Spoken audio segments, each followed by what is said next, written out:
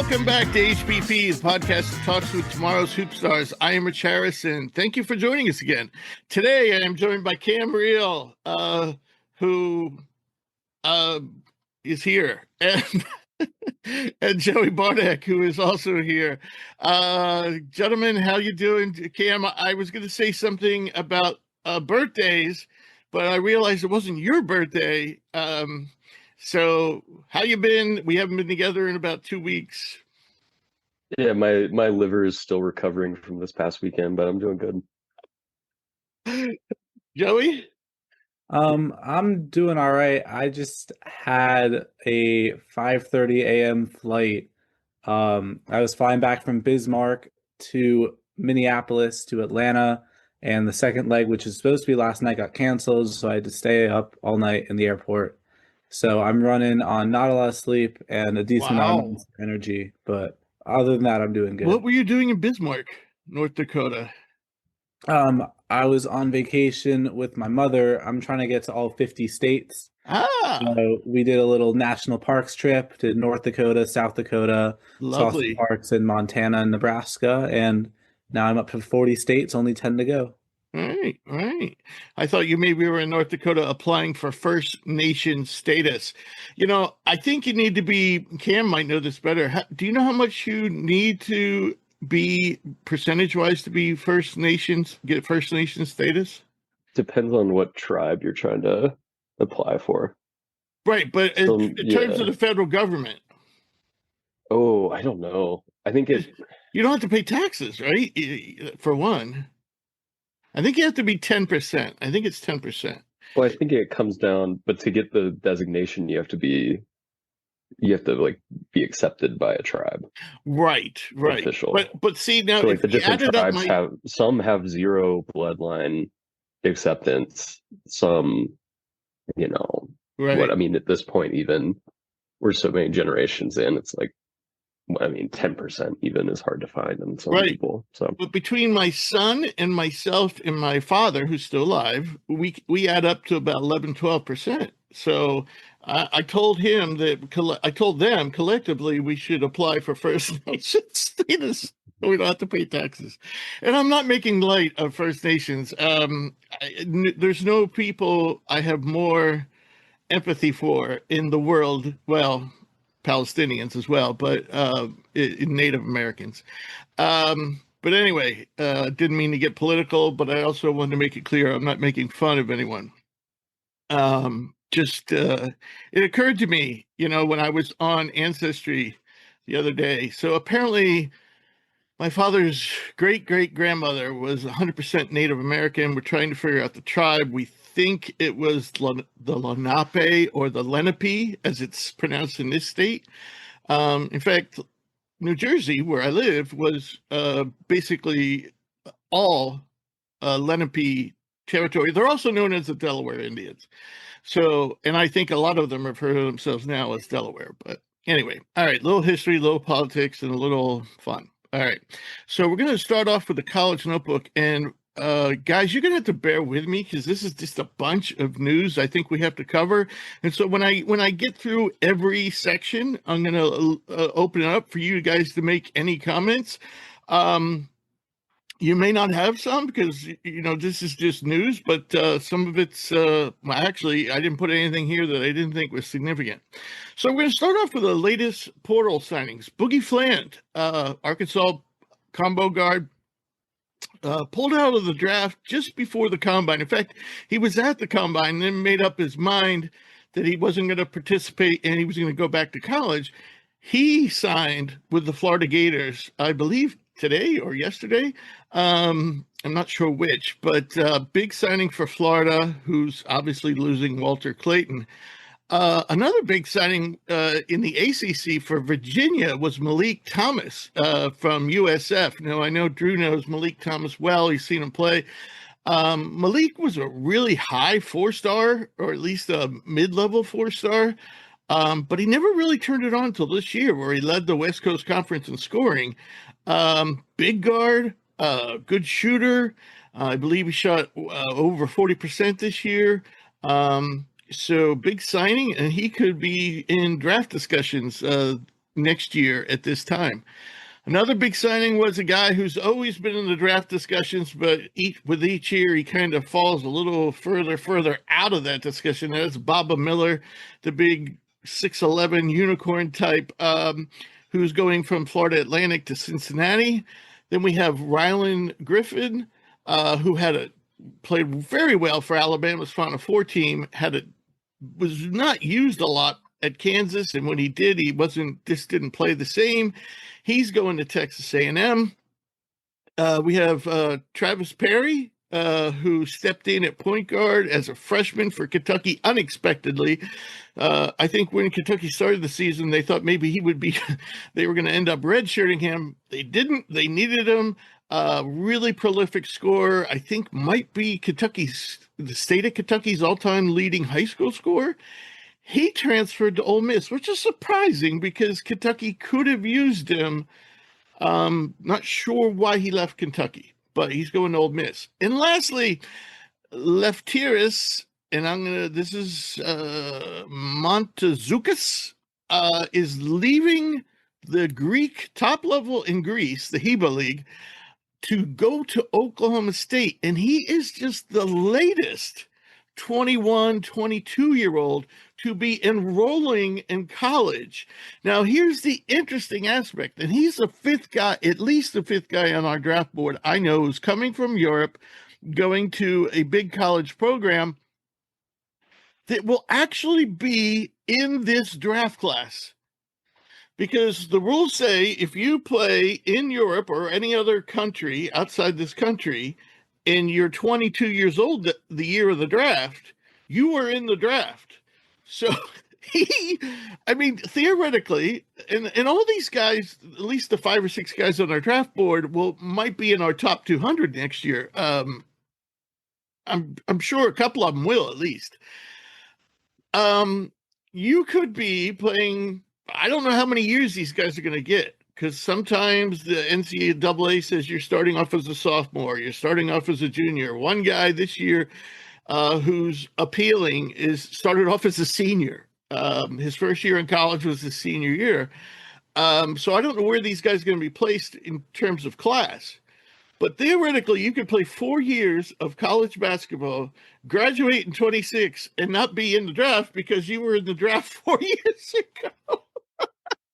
And also what's interesting is via some miracle, I don't think this has happened because I don't think any of them are good enough for the draft, but they literally could be drafted and play in college next year. You know, the thing too, Rich, with these international guys, they don't qualify for NIL, which is just they get around crazy. That. They're getting around that. They have to, right? Well, here's the thing. If you watch college basketball like I do, all these international guys, they always praise them. They say, so-and-so did this for his country, and so-and-so did this for his country with his, and they say with his NIL money. So they basically, I know that the guys from Sudan or Somalia, like Omar Ballo, Fous Traore, they're all from the same country, and they got together and they built schools in their home country with their NIL money. They're getting around it, and everybody knows it, but nobody's talking about it. Here's the interesting thing is FIBA just recently announced that they're trying to come up with some system to keep these guys from jumping over. They want players to agree that they have to sign off. FIBA has to sign off before they can come to the United States to play college ball. Now, here's the thing. Right now, these guys, if they're under contract, they have to get somebody to sign off. I don't know if it's FIBA or their team or whatever, but if they're not under contract, which most European contracts are probably no more than 2 years. Most guys are on 1-year deals. So now some of the younger guys get longer deals. Like I know Doncic had a longer deal, but it's how many Luka Doncic's are there out there? So, anyway, FIBA's trying to somehow block it, and basically, I don't see where the players would agree to this. I don't see where they really. I don't know. I don't know. I don't think FIBA's going to win this battle. If they do, it doesn't really seem fair. I mean, well, what I'm saying is, if you can come over to the United States, get an education, and get money, though theoretically they can't, but we know they do. And I'm not saying it's underhanded. I'm just saying it's kind of like a loophole, and I don't know how quite. I know charity is obviously one way they're getting around it, so that it doesn't stay in your pocket, but you can use X amount of dollars for charity. That seems to be one way it's getting around, but I'm sure there's other ways too. All right. Any comments, Joey, on these guys who have signed? Yeah, I want to talk about Boogie Fland going to Florida. I was kind of hoping he'd come back to Arkansas because, in trying to predict who are going to be the top teams for next year, I noticed Arkansas had a lot of people, they had a lot of players that were very young that could maybe be coming back. So I was starting to think, if he comes back to Arkansas, they could be a powerhouse. But, he, like you said, he went to Florida. And now I'm starting to look at Florida's roster, and they might run it back next year because they got Xavier Lee. We're going to get to it, but Chinyalu's coming back. Thomas Hawk is still there, I believe. It's going to be a powerful lineup. It could be like the UConn. UConn kind of broke the rule when they went back to back because I'm in trying to predict March Madness. I watch all sorts of videos and read all sorts of studies, and very rarely do teams win back to back while like reloading upon their starting lineup. But UConn did it, and it's looking very possible that Florida could do the same. I don't see it because Clayton, to me, finished third in our, player of the year voting, obviously was the most valuable player in the tournament. And to me, what Connecticut had going on there was not only some good supporting players, but they also had a bona fide, NBA, player in Klingon. And though Sonogo was there, for the first year, we all knew Klingon was better than Sonogo. We all knew the only reason Klingon wasn't playing more is because Sonogo was also playing well, and it would have been an insult to the senior to actually not start ahead of the freshman. But yeah, I just think Clayton is just too important to lose. He was their, I don't want to say Donovan Mitchell, but you know what I mean? It'd be like the Cavs losing Donovan Mitchell. Yeah. I hear you, but the thing that kind of caught me off guard about Clayton is he kind of came from out of nowhere in the sense that, like, I don't think people expected him to have the season he had at all. The year before he was solid and he had that great tournament game against Colorado, but I don't think people expected him being a top 3 player. So I think, No, but I think we expected him to be, all first team, all conference. I'll give you an example. In my draft board, I had him as a 2nd round pick, starting the season. And now he's obviously moved up to a 1st round pick, even improved that status at the combine. So we all knew he was one of the best players in the conference. Did we think he was one of the best players in the country? No, you're right there. Yes, he was one of the best players in the country, but was he like a top 5 or top 10 player? I don't think anybody would have said that. Right. And, going back to your draft board, like Xavier Lee and Boogie Fland, those are guys that, they're top recruits or high up on draft boards. Like, my point is, I think that it's possible that those 2 guys pick up the slack and that Florida keeps rolling. Right. Boogie Fland is definitely in my top 60 right now because I still haven't split them out. I'm going to be doing it soon. I still haven't split them out. And so, yeah, Clayton would have been a little ahead of him. If Clayton was still, Clayton probably started the year for me is in the 40s. Now I'm thinking early 20s, maybe even the end of the lottery, maybe, depending on what teams are looking for. Yeah. All right. So now we'll talk about the best players still left in the portal because, and this is heavily influenced by the draft, but Darian Williams did not have a good combine. We'll talk about that a little more later. He pulled out of the draft and was in the portal, still in the portal. PJ Haggerty is in the portal and hasn't made his decision clear whether he will stay in the draft or not. My thinking is he will probably come back. Jameer Watkins is in the portal and the draft. I think Watkins, maybe because of his age, stays in this draft because I don't know if he's going to get any better. I mean, I don't know if he can improve his status because he's not getting any younger. Same for RJ Lewis, St. John's. He's in the portal. I don't think he's going to stay in the draft, but he said at the combine he was going to, but a lot of times these guys say something and then do another. So I don't think he should stay in this draft. He had an up and down combine, which is kind of like his whole persona, up and down. Sometimes he can be brilliant, sometimes he can be awful. Also, Desmond Claude, still in the portal, USC's combo guard, and Tyon Grant Foster, still in the portal, and he definitely has another year just because of all his injuries and so forth. So he didn't apply for the draft. Any comments about these guys? Yeah, I think Darian Williams, I mean, we saw how vital he was for Texas Tech, and PJ Haggerty, putting up over 20 a game for Memphis. So I think those are definitely top two names. I mean, both those guys are going to be big players in the upcoming season. And I touched on this a little bit in the last episode, how I had seen a lot of rumors of PJ Haggerty maybe going towards Will Wade and NC State. It seems like those have maybe died down a little bit.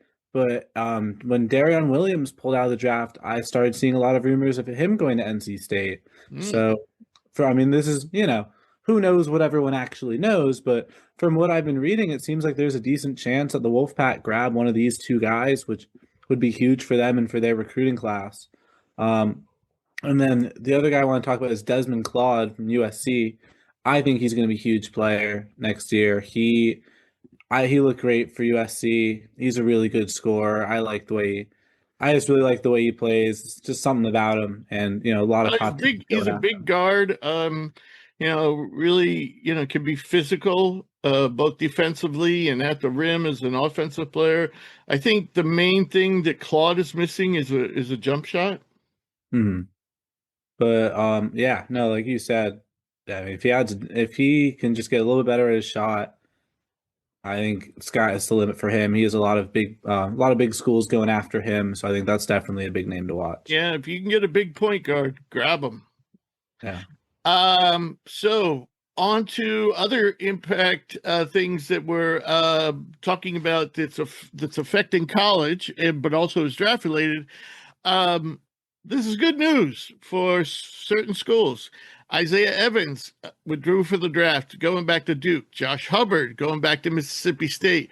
The aforementioned Ruben Chinula going back to Florida, and he had an interesting combine.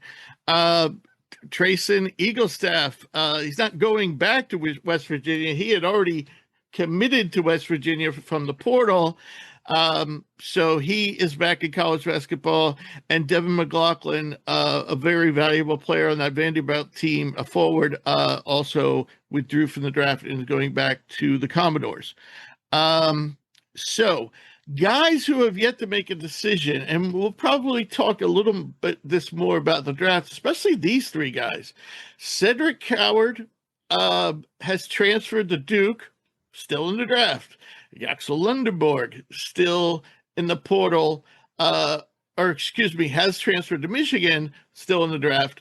And Mackenzie Mbako went from Indiana to Texas A&M, still in the draft. And I suppose, I guess we can sneak peek ahead here.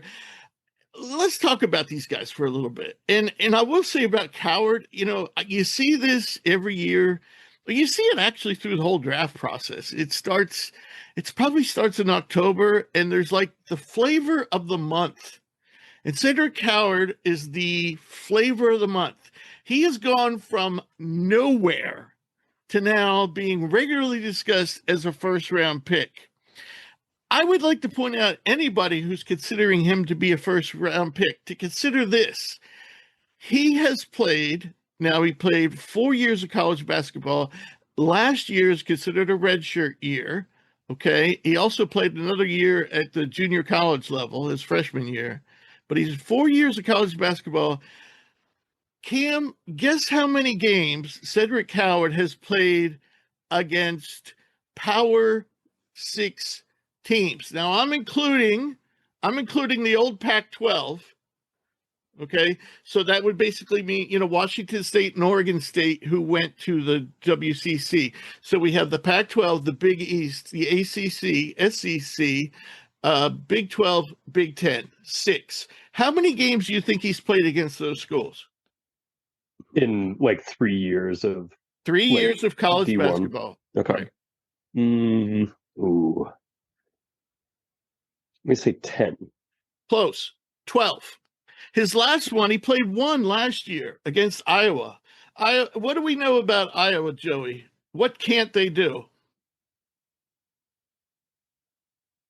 They're really good at one thing, but they really suck at the other. Oh, they cannot defend. Right. They cannot defend. Cedric Howard played against Iowa this year. He had 9 points on 3 of 10 shooting. If you look at his games against these schools, they haven't been good. And most of them are crappy Power 6 teams. They're like Washington State every year, Washington, Utah, things like that. Ironically, Eastern Washington doesn't play a lot of Mountain West teams, because I was like on the fence, do I include the Mountain West as a power conference? But, I don't know, the top maybe 4 are, but then the rest of the conference is kind of West Coast Conference like. So, but anyway, I don't think he had any games. Oh, he played Air Force. That would make it 13 if you want to include the Mountain West, and the Power 7, but that's a stretch. And Air Force is always at the bottom. So my point being, he's not playing the Dukes. He's not playing the Kentuckys. He's not playing the Floridas. He's not playing the Michigan States. He's playing the bottom half of most of these conferences, and he's a first-round pick. Now, Cedric Howard's been on the show, so I consider him a friend of the show. But let's not go crazy here. All right, so that's the one comment I want to make. ESPN, by the way, must be getting a kickback from Axel Lendenborg's agent, because they talked about him like he was the second coming of Karl Malone or something at the Combine, and he was okay at the Combine. They didn't mention Mackenzie Mbako, by the way, who not only blew everybody away at the GLEC camp, but continued to do the same at the Combine. And Mackenzie Mbako doesn't get any traction whatsoever from ESPN's guys. By the way, I want to make a comment on ESPN's Combine coverage. It absolutely blows compared to what they do for the NFL. They were on there for like 2 hours a day. They basically talk over the game. They sometimes put the game in a little box so you can't see it. And I don't want to hear them. I don't want to hear their opinions on, I don't know. They end up like talking about the playoffs and what the Celtics are going to do next year. Do that on an NBA show. We want to talk about what's going on in the game. And that's why I'm almost committed to going to Chicago next year, because I am so sick of like having to watch the games with ESPN talking over them.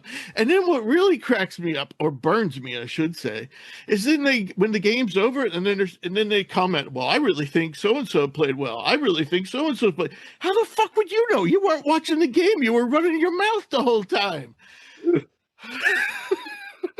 So there you have it. That's my rant of the day. But what do you think about these guys, Coward, Lendenborg, and Mbako? Are they going to go to their respective schools that they transferred to, or are they staying in the draft?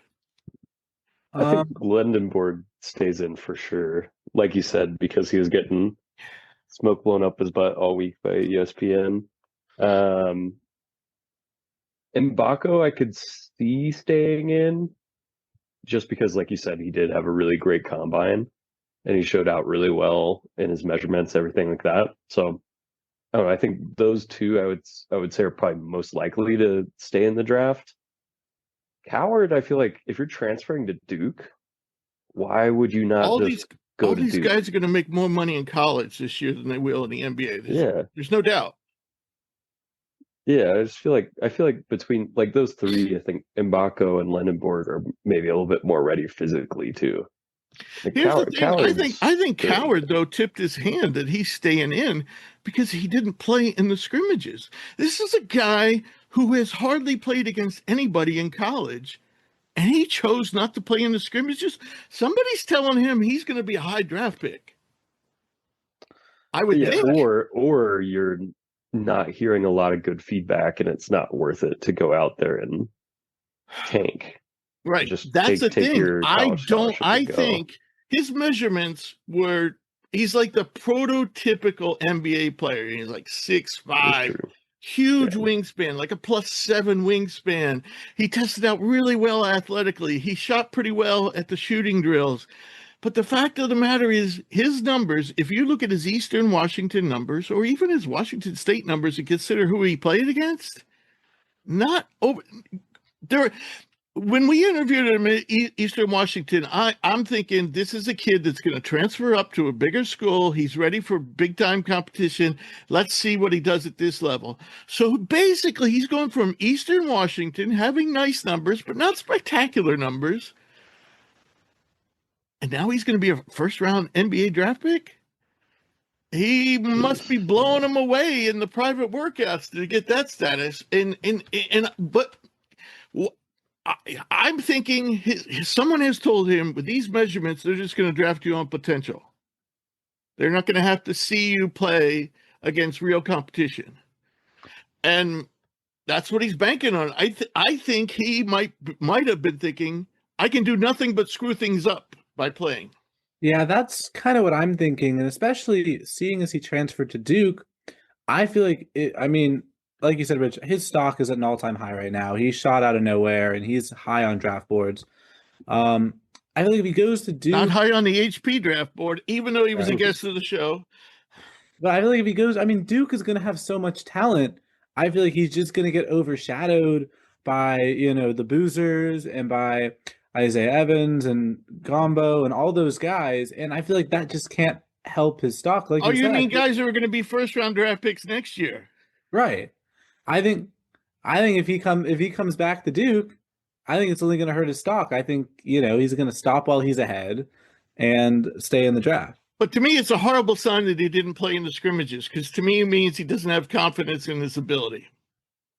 And if I'm an NBA person, I am not taking him in the first round. I'm not saying he's not draftable, but to me, I have him on my board as like a late second-round pick, a potential second-round pick. Right. I think a big part of why he's so high is because of his measurements. I'm looking. It's also once one of these guys, Joey, I'm sorry to interrupt, but I've seen this for years. Once somebody jumps on one of these secret guys and somebody gets on Twitter and says, they hear somebody who actually knows what the fuck they're talking about, at least to some degree.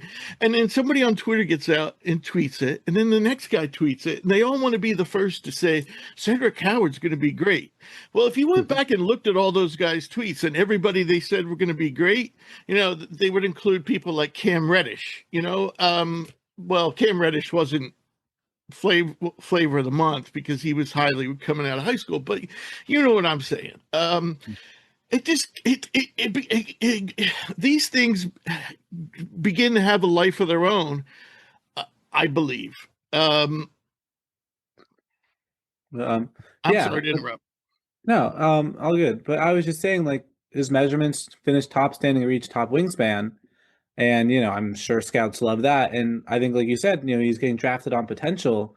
But, we've seen time and again in the NBA, players get drafted because of their potential and because of their build and their athleticism. But at the end of the day, you need guys that can play ball. And I just think there are simply better players. There are better wings, better guards out there that I would rather draft. Do you know Eastern Washington, he mainly played center? I did not 6'5". Yeah. Wow. we just had to take a quick break, and I told the guys I didn't realize how being forced to watch ESPN's combine coverage for another year had me have this pent up anger that I was totally unaware of. This is true. And all of a sudden now I'm talking about the draft. It just gets me all riled up. I just want fair, unbiased, logical, truth-based, logical-based draft coverage.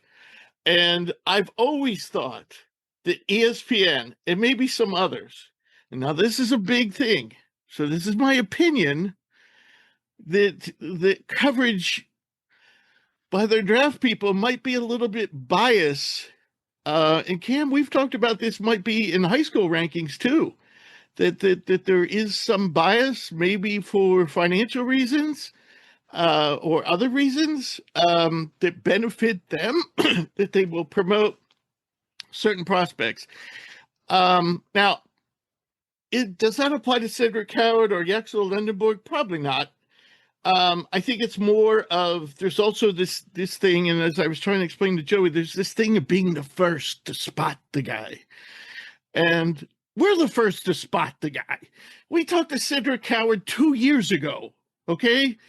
We were the ones who had him on this draft show. And we've had Yaxel on the show before ESPN. We talked to him in the fall before ESPN was even noting that he existed, okay? So these guys were very nice guests. I like them. I text, I have Yaxel's phone number, but let's be realistic here. All right, we'll move on. Joey, I'm sorry to interrupt you, but yeah, he did play center at Eastern Washington. Because, a lot of these small schools, they end up putting their best player at center, like St. Thomas at USC. He was playing center for Northern Colorado. Is he a center? No. Well, you know what makes him interesting, though, to play at the top of the key or at the nail is his passing ability. And so they basically ran their offense through him kind of like you would Jokic. And that's how he really functions, or at least that's how he learned to function the best, probably from always being the tallest guy in his team. USC, he's trying to play small forward, didn't work out so great. All right. So St. Thomas fits into this next category we're going to talk about. And these are guys who are automatic qualifiers, but are trying to get a waiver for whatever reason. I'm not going to go into the details. Some seem like they have a good argument. Some seem like they have no argument. But these guys, St. Thomas wasn't invited to the G League Elite Camp or the NBA Combine. These guys I'm going to mention, these next 5 guys were.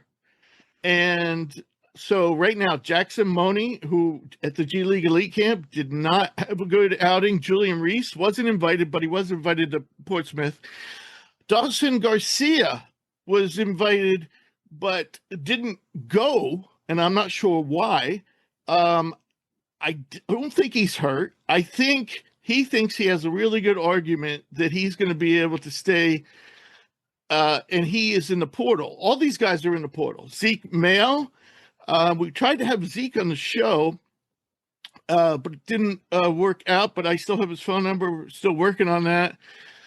He also is seeking Mbeg Greg of Gonzaga, who I think, to me, he's one of the more underrated players in college basketball. But even Drew, who's a Zag lover, true and true, is not a big Ben Gregg fan, but I am. But anyway, I think he too has a pretty good argument, like Dawson Garcia. I don't know about the other guys.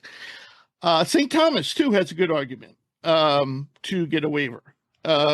So yeah, one guy who was trying to get a waiver and didn't was Ali Khalifa of Louisville, who didn't play a second last year because he was hurt. He was supposed to redshirt, and because of some technicality, which I didn't quite understand, did not get the waiver, even though he didn't play a second last year. I don't understand it. Seems totally unfair.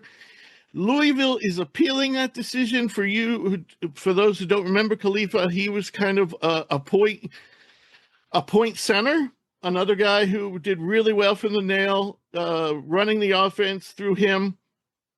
But as of now, if his appeal doesn't come through before the draft, he will be in this draft class. Meaning, if he did get the waiver after and played college basketball at Louisville, when he finished up at Louisville, he wouldn't be a draft prospect because it would already be in this class. It was announced today or yesterday that Zakai Ziegler, who was invited to no combines, is suing the NBA over the rules limiting him to 4 seasons in the 5-year window as an unlawful restraint of trade under both federal and state laws. Zakai had a bunch of, I think he played 30 games, 4 years, at least 30 games, 4 years in a row. Under the current rules, he doesn't have a leg to stand on. What do you think, Cam, as a UT graduate? I would say bring him back as a UT grad. Yeah, but I mean, he's mean, actually going to court. He's not seeking a waiver because he knows he won't get a waiver. So he's saying your rules are unfair. I think I don't know. I think there's 2 ways you can really look at it objectively. I think you have this super senior class that's gotten to play this extra year because of COVID. Right. And realistically, even when you look at like the collegiate experience, for many college athletes, even I would say they don't graduate in 4 years. I don't know. I don't see a problem realistically with the NCAA just expanding it to 5 years. Especially given how much money if they give it to him, though, I mean, it opens up a Pandora's box of everybody else they have to give it to. I'll give you a good example. Denver Jones on Auburn. He was at. Here's an interesting thing. Last 4 years, he's played college basketball. This, D1 college basketball. But during the COVID year, he was at a JUCO school. But the NCAA says, essentially, that year never happened. So we don't care that you played JUCO ball that year. But if you played JUCO ball the year after or the year after, then all of a sudden you get an extra year. What? Doesn't make any sense. It doesn't make any sense. At the end of the day, though, I mean, the NCAA doesn't make a lot of decisions because they make sense. They want to make the monetary decision. I think realistically for the NCAA, it would be better for them to have 5 years of eligibility because then you're not losing all of your talent to the NBA and other pro sports every year. I don't know. Yeah. I think there's really 2 perspectives. The other side is, Zakai, you got a great college career, one of the all-time Vols basketball players when you really look at his stats. You had a great run. Like, move on, I think that's the other flip side. But I think too, the reverse side of it is that he's literally, like, if he doesn't try at least to get another year, he's giving up millions in terms of NIL money because Tennessee is a big spender. Right. That's true. But we're not talking like 30 million. We're probably talking 2 or 3 million. Yeah. But if you're not going to play, no, he's not. The best he's going to do is he's going to get a summer camp invite and then probably end up going to the G League. I'd be very surprised if he can have a nice overseas career. Yeah. He's just simple. He's just he's too undersized. Yeah. It's just a fact. Yeah. But that's all there is to it. If he was he'd probably have to be about a half foot taller, but if he was a half foot taller, 6 inches, he would probably be he'd definitely be in the draft discussion for sure. He'd be maybe a first round pick. It is a shame. I don't see anything happening here because I think opening up 5 years for everyone is just going to create a nightmare for them. Because what happens is NCAA says, all right, from this year forward, everybody gets a 5th year. And then all of a sudden, people who just fall outside the window are like, hey, what about me? I didn't get a 5th year. And then, all the lawsuits start piling in. Joey, we haven't heard from you. You have any comments before we move on to our interview? I don't know. I think you guys said everything I was thinking. So All right. nothing I need to add. So our interview is another player who just said, actually, he said it on to me before it was announced nationally. So we could have had a news scoop here, but Silas Demary Jr., who has played the last 2 years at Georgia and then recently put his name in the portal and it was signed by UConn, but he also went through the draft process. He just came out just the other day saying that he was going to come back to school and play for UConn. He told me the same during the interview, which took place last week. So while the combines were going on, but we couldn't. The three of us couldn't get everything together. So we're just doing this show today. So we're going to roll that interview I had with Silas while the NBA combine was going along, and we talked about his time at Georgia. We talked about his upcoming season with UConn and the draft process and where that was going. Our special guest today is guard Silas Demary Jr., who played his first 2 college seasons at Georgia, but recently transferred to UConn. This past season as a sophomore for the Bulldogs, Silas made a big leap in production, averaging 13.5 points, 3.9 rebounds, 3.1 assists, and 1.7 steals per game. Welcome to the show, Silas. How you doing today? I'm doing good. Appreciate you for having me. Yeah, it's great to have you on. So many things to talk about, but I have to start with a hard-hitting question. You played for 2 years with the Georgia Bulldogs, and now you transferred to play for the UConn Huskies. Do you own a dog? Yeah, I do own a dog. Is it a husky or a bulldog? Nah, it's a statutory mix with a pit, so kind of sort of, yeah.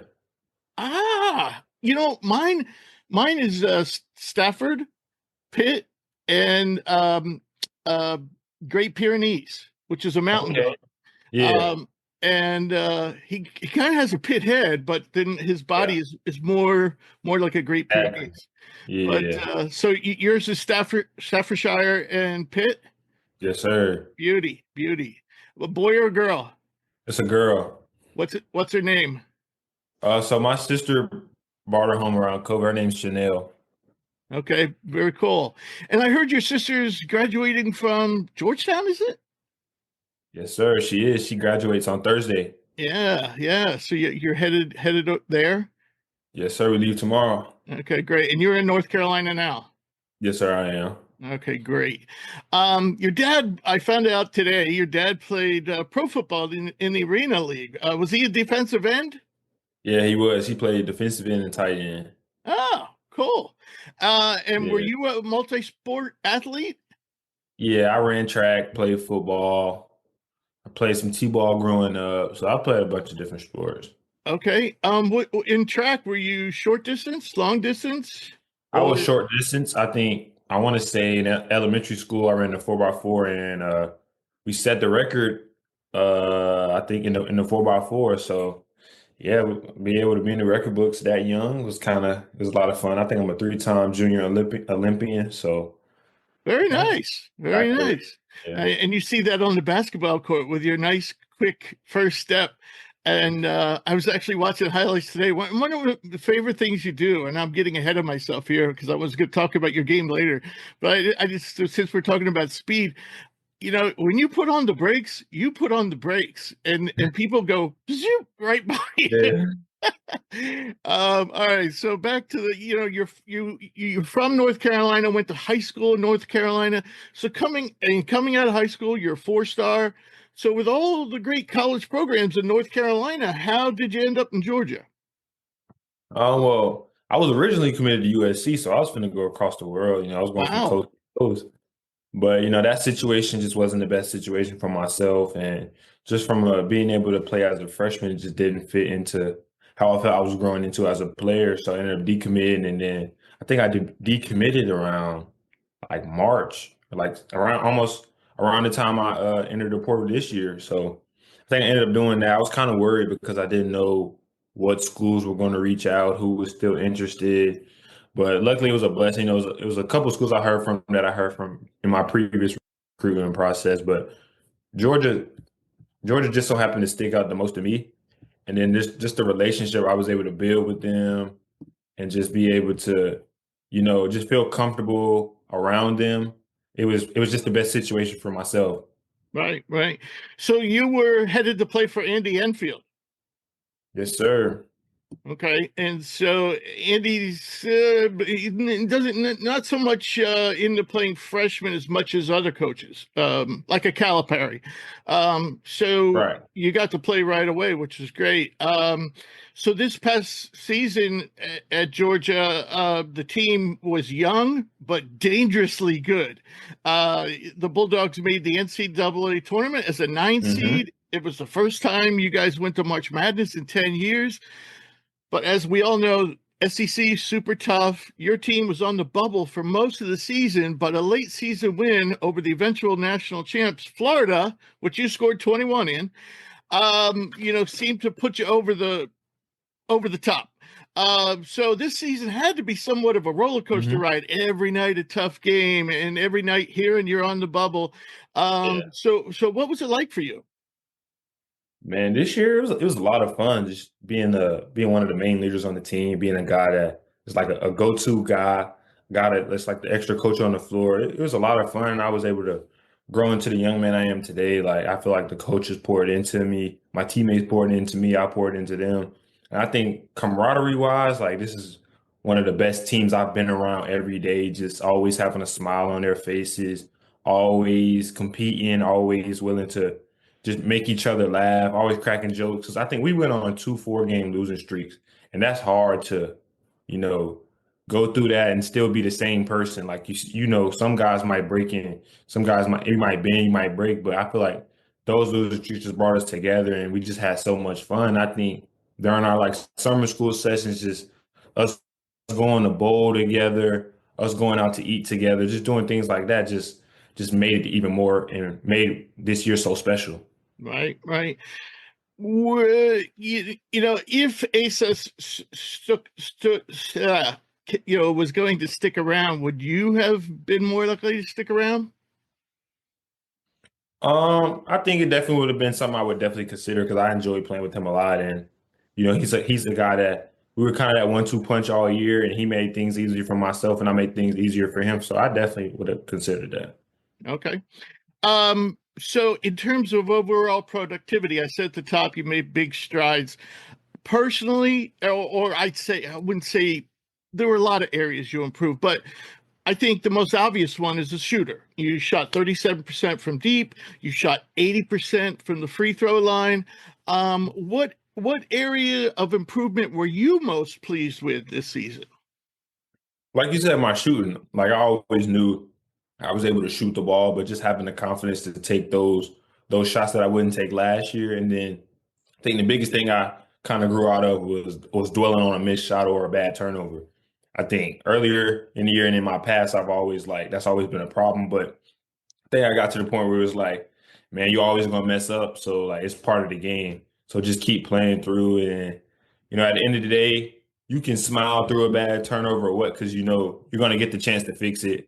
Like what happened in the past, you can't fix. Right. And more you dwell on those past mistakes, it's just they're just gonna grow and grow on top of each other. So I just learned that, a mistake happens. It's not the end of the world, and just to keep playing and keep hooping. Right. It's counterproductive to dwell. Yeah. So the one number that did dip this season was your field goal percentage, your overall field goal percentage. Why do you think that was? Was it just taking, you took almost, I think you averaged, I'm rounding here, but you averaged about 2 threes a game as a freshman and about 5 this year. Was it simple as that? I would say, it's definitely just taking more shots, things like that happen. And then just taking the right shots. I think sometimes I took some, not I wouldn't say bad shots, but like settles. And, I think I had a lower percentage of finishing around the paint this year, but all that is on me and all that is in the days of work. Like everything isn't going to be perfect. So it's just about getting back in the gym and working on it and increasing that field goal percentage. Right. 49% at the rim, according to Synergy. So, room for growth, but not a horrible number.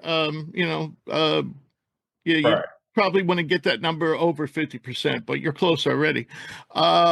So after the season, you went into as an early entry into the NBA draft. Around the same time, you announced you were transferring.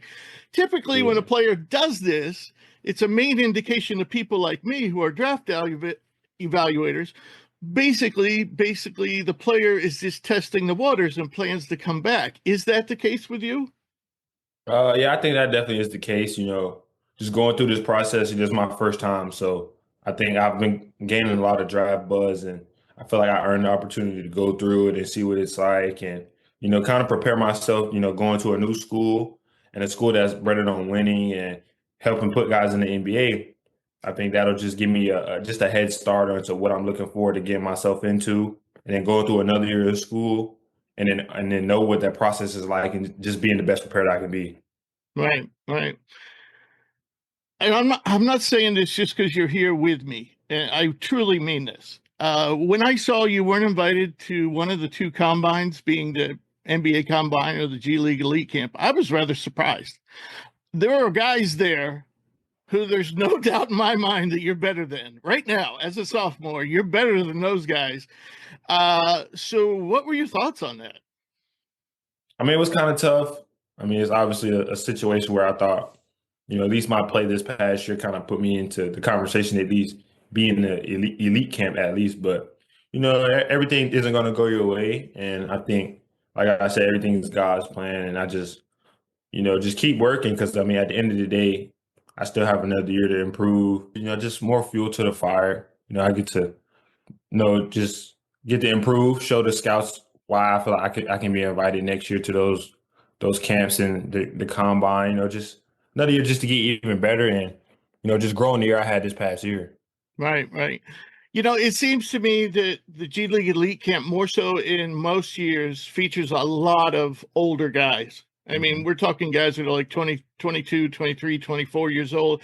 And I think that's because the COVID, fifth year waiver ended. So you have all the guys who got the extra year plus all the normal seniors.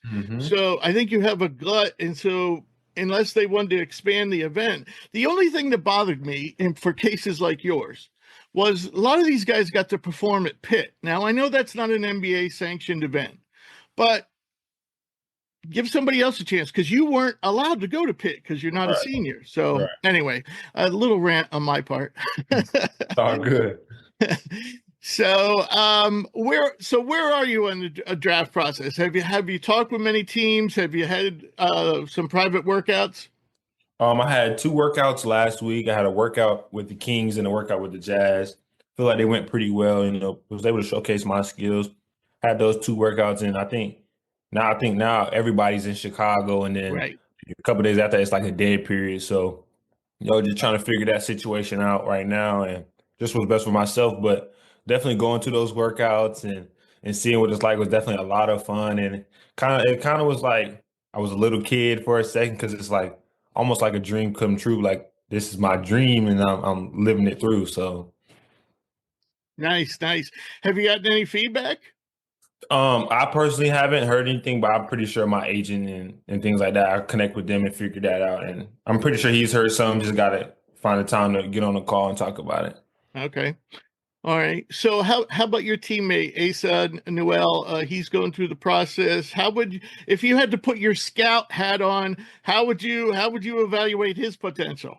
Man, I think he has a lot of potential. He's young. I think he's ready. He's a wiry, lengthy defender, and he runs the floor. He has a crazy motor. He's a great person at that. I think he's a growing shooter. Like he showed some flashes this year. I think the more and more he gets more comfortable with his shot, he'll be a heck of a 3-point shooter. He has a lot of touch around the rim. Like I say, he's a great defender. He's going to block shots, run the floor. He's a freak athlete. Just some of the things I've seen him do in practice, like freak athlete. I think he'll do fairly well at the next level, and I think he's ready. Personally, I have him on my board as a lottery pick. However, most people I'm seeing, when I take glances at other boards, they don't have him there. Are you surprised by that?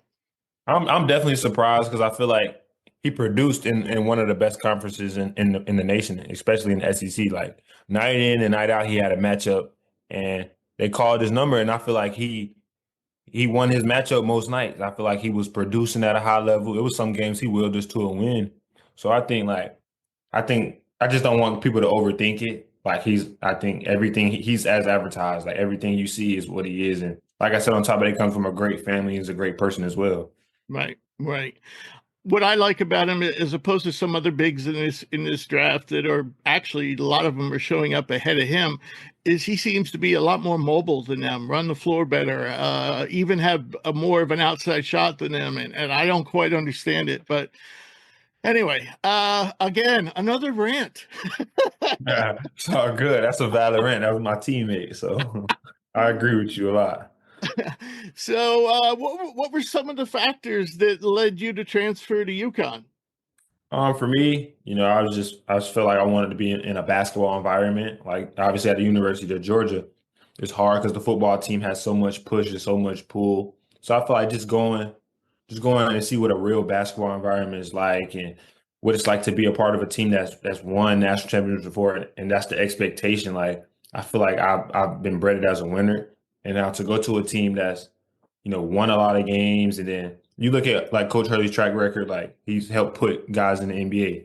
You look at Jordan Hawkins, Tristan Newton, Cam Spencer, Stephon Castle, like those two guys, Castle and Newton, I kind of resemble them guys that fit in his play style. So that was kind of what caught me. And then just how much of a competitor he is, and him, like just who he is as a person. Like on my visit, like we just hit it from the jump. Like even the assistant coach, like it just felt right for me, and I felt like they just had the best planning situation for myself. Right, right. And who's going to be your best friend at UConn? The referees, because instead of Coach Hurley yelling at you, he'll be yelling at them. So the Huskies have a nice core returning. They have Alex Caravan at forward, Solomon Ball, who can really shoot it at shooting guard, Terrace Reed at center, who really played great last year. They also are adding 5-star freshman Braylon Mullins to the mix. The one thing that I noticed from watching the Huskies, they're kind of up in my area. I'm around the New York City area. The one thing the Huskies seemed to lack last season was a consistent play at point guard. Yep. Will that be your job this coming season? And do you expect to be more of a playmaker? Yeah, I definitely expect that to be more of my job. But I mean, I think the game has just moved to like positionless. So like we brought in another guard, Malachi Smith. So I think when he's not in, I'm the primary ball handler. I'm making plays, I'm scoring. But when Malachi comes in, I can come off the ball as well. Now I'm a threat to you got to play me as a scorer. But I feel like it's a two-headed monster because now he comes in, he's playmaking, but I still might come off a pin down, make the right read, get 2 feet in the paint, score it, lob, dish out. So I feel like I'll be able to showcase both sides of my game, be able to play on and off the ball. Right. It's funny that you brought up Tristan Newton, because I was thinking of him before we talked. And Tristan, actually, I can't remember exactly where he went before UConn, but he was a stat sheet stuffer like you. And I thought for sure he was kind of not going to be a big part of the offense. He was going to be more of a distributor. And I'd say maybe his first year at UConn, that was the case. But then, his last year, he was really good his junior year, but his senior year, he was Definitely like, took off. Yeah. yeah, he was like All-American level. So I could see you guys. I think you're a little taller than him, but I think he's a little thicker than you, I Yeah, I believe. would say so. Yeah. Yeah.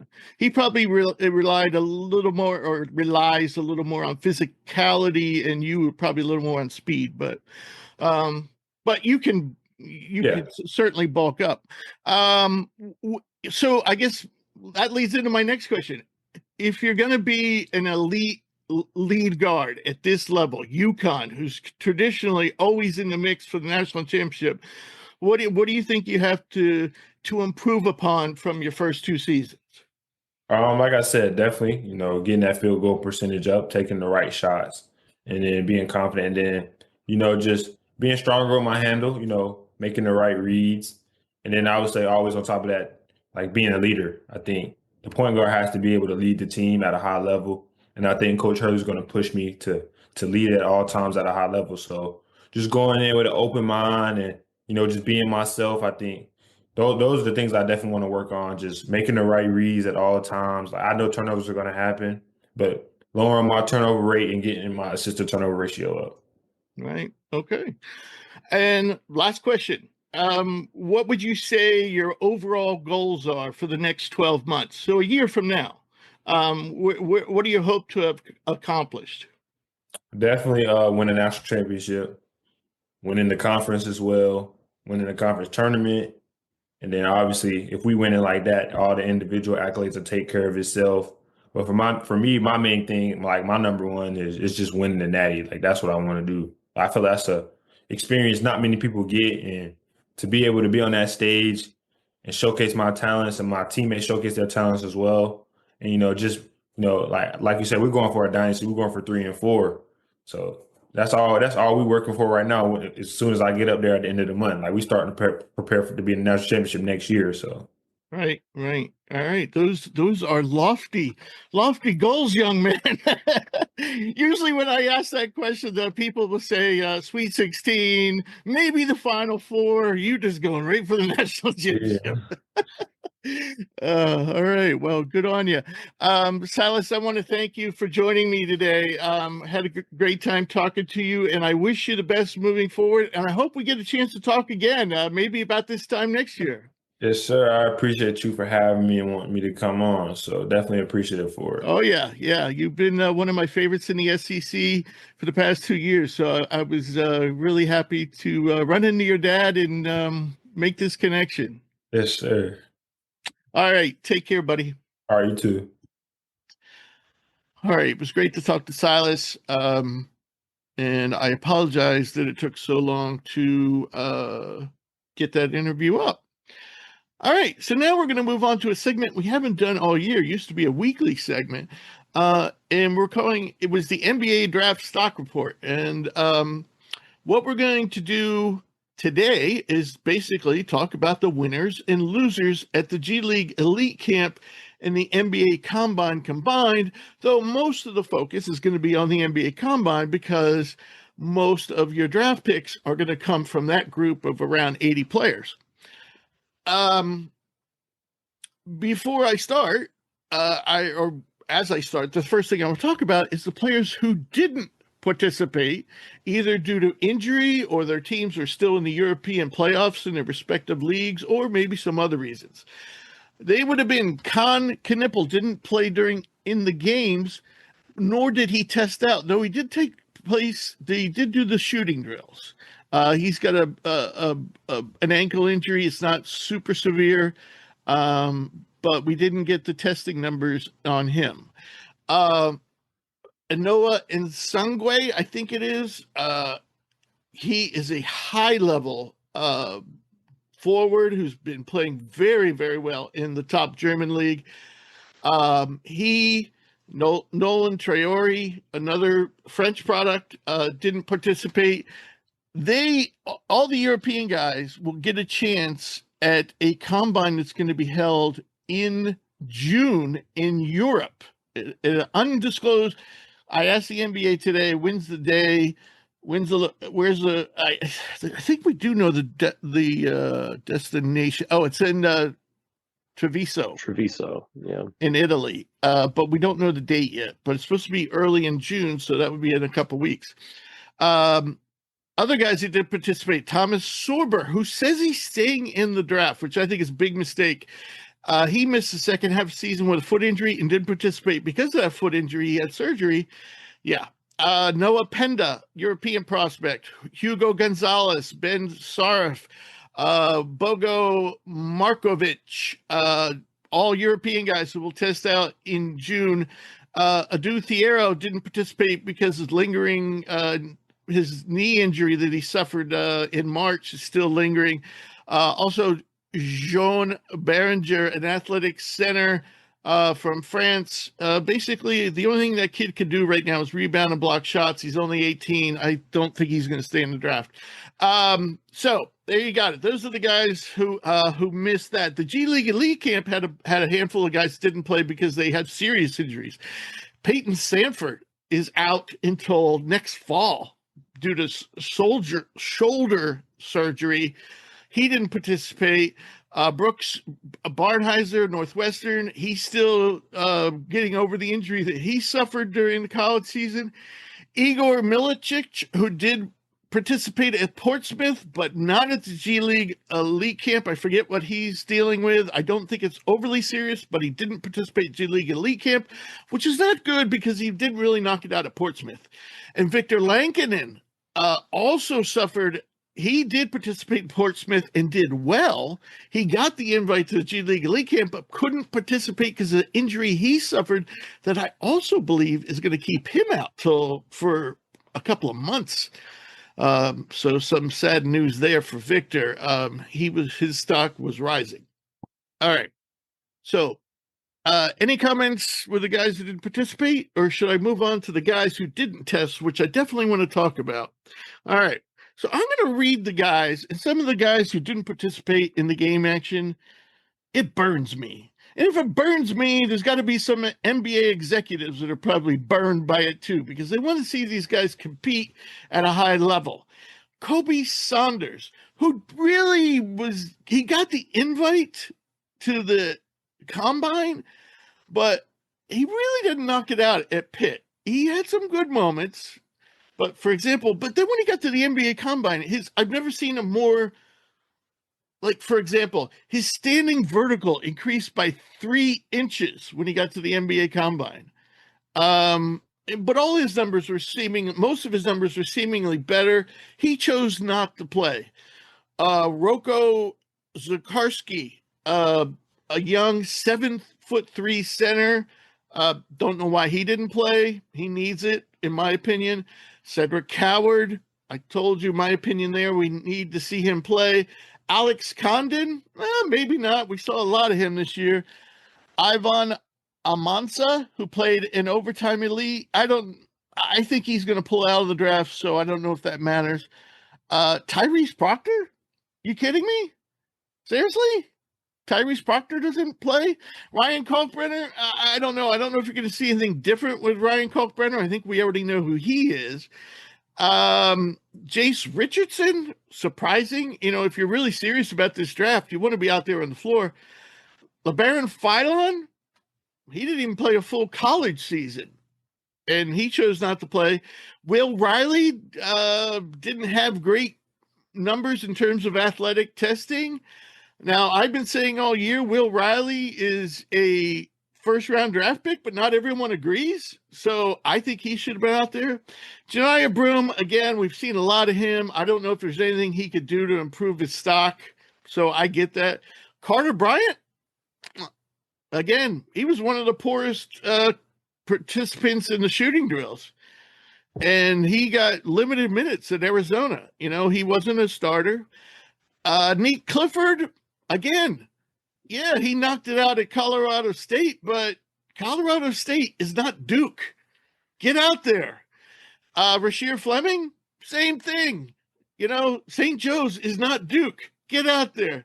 And Danny Wolf, I don't know about Danny Wolf. All right, so what I'm saying is most of these guys, with the exception of maybe Janiah Broom, Ryan Kalkbrenner, I don't know. I think most of these guys should have been out there. What do you guys think?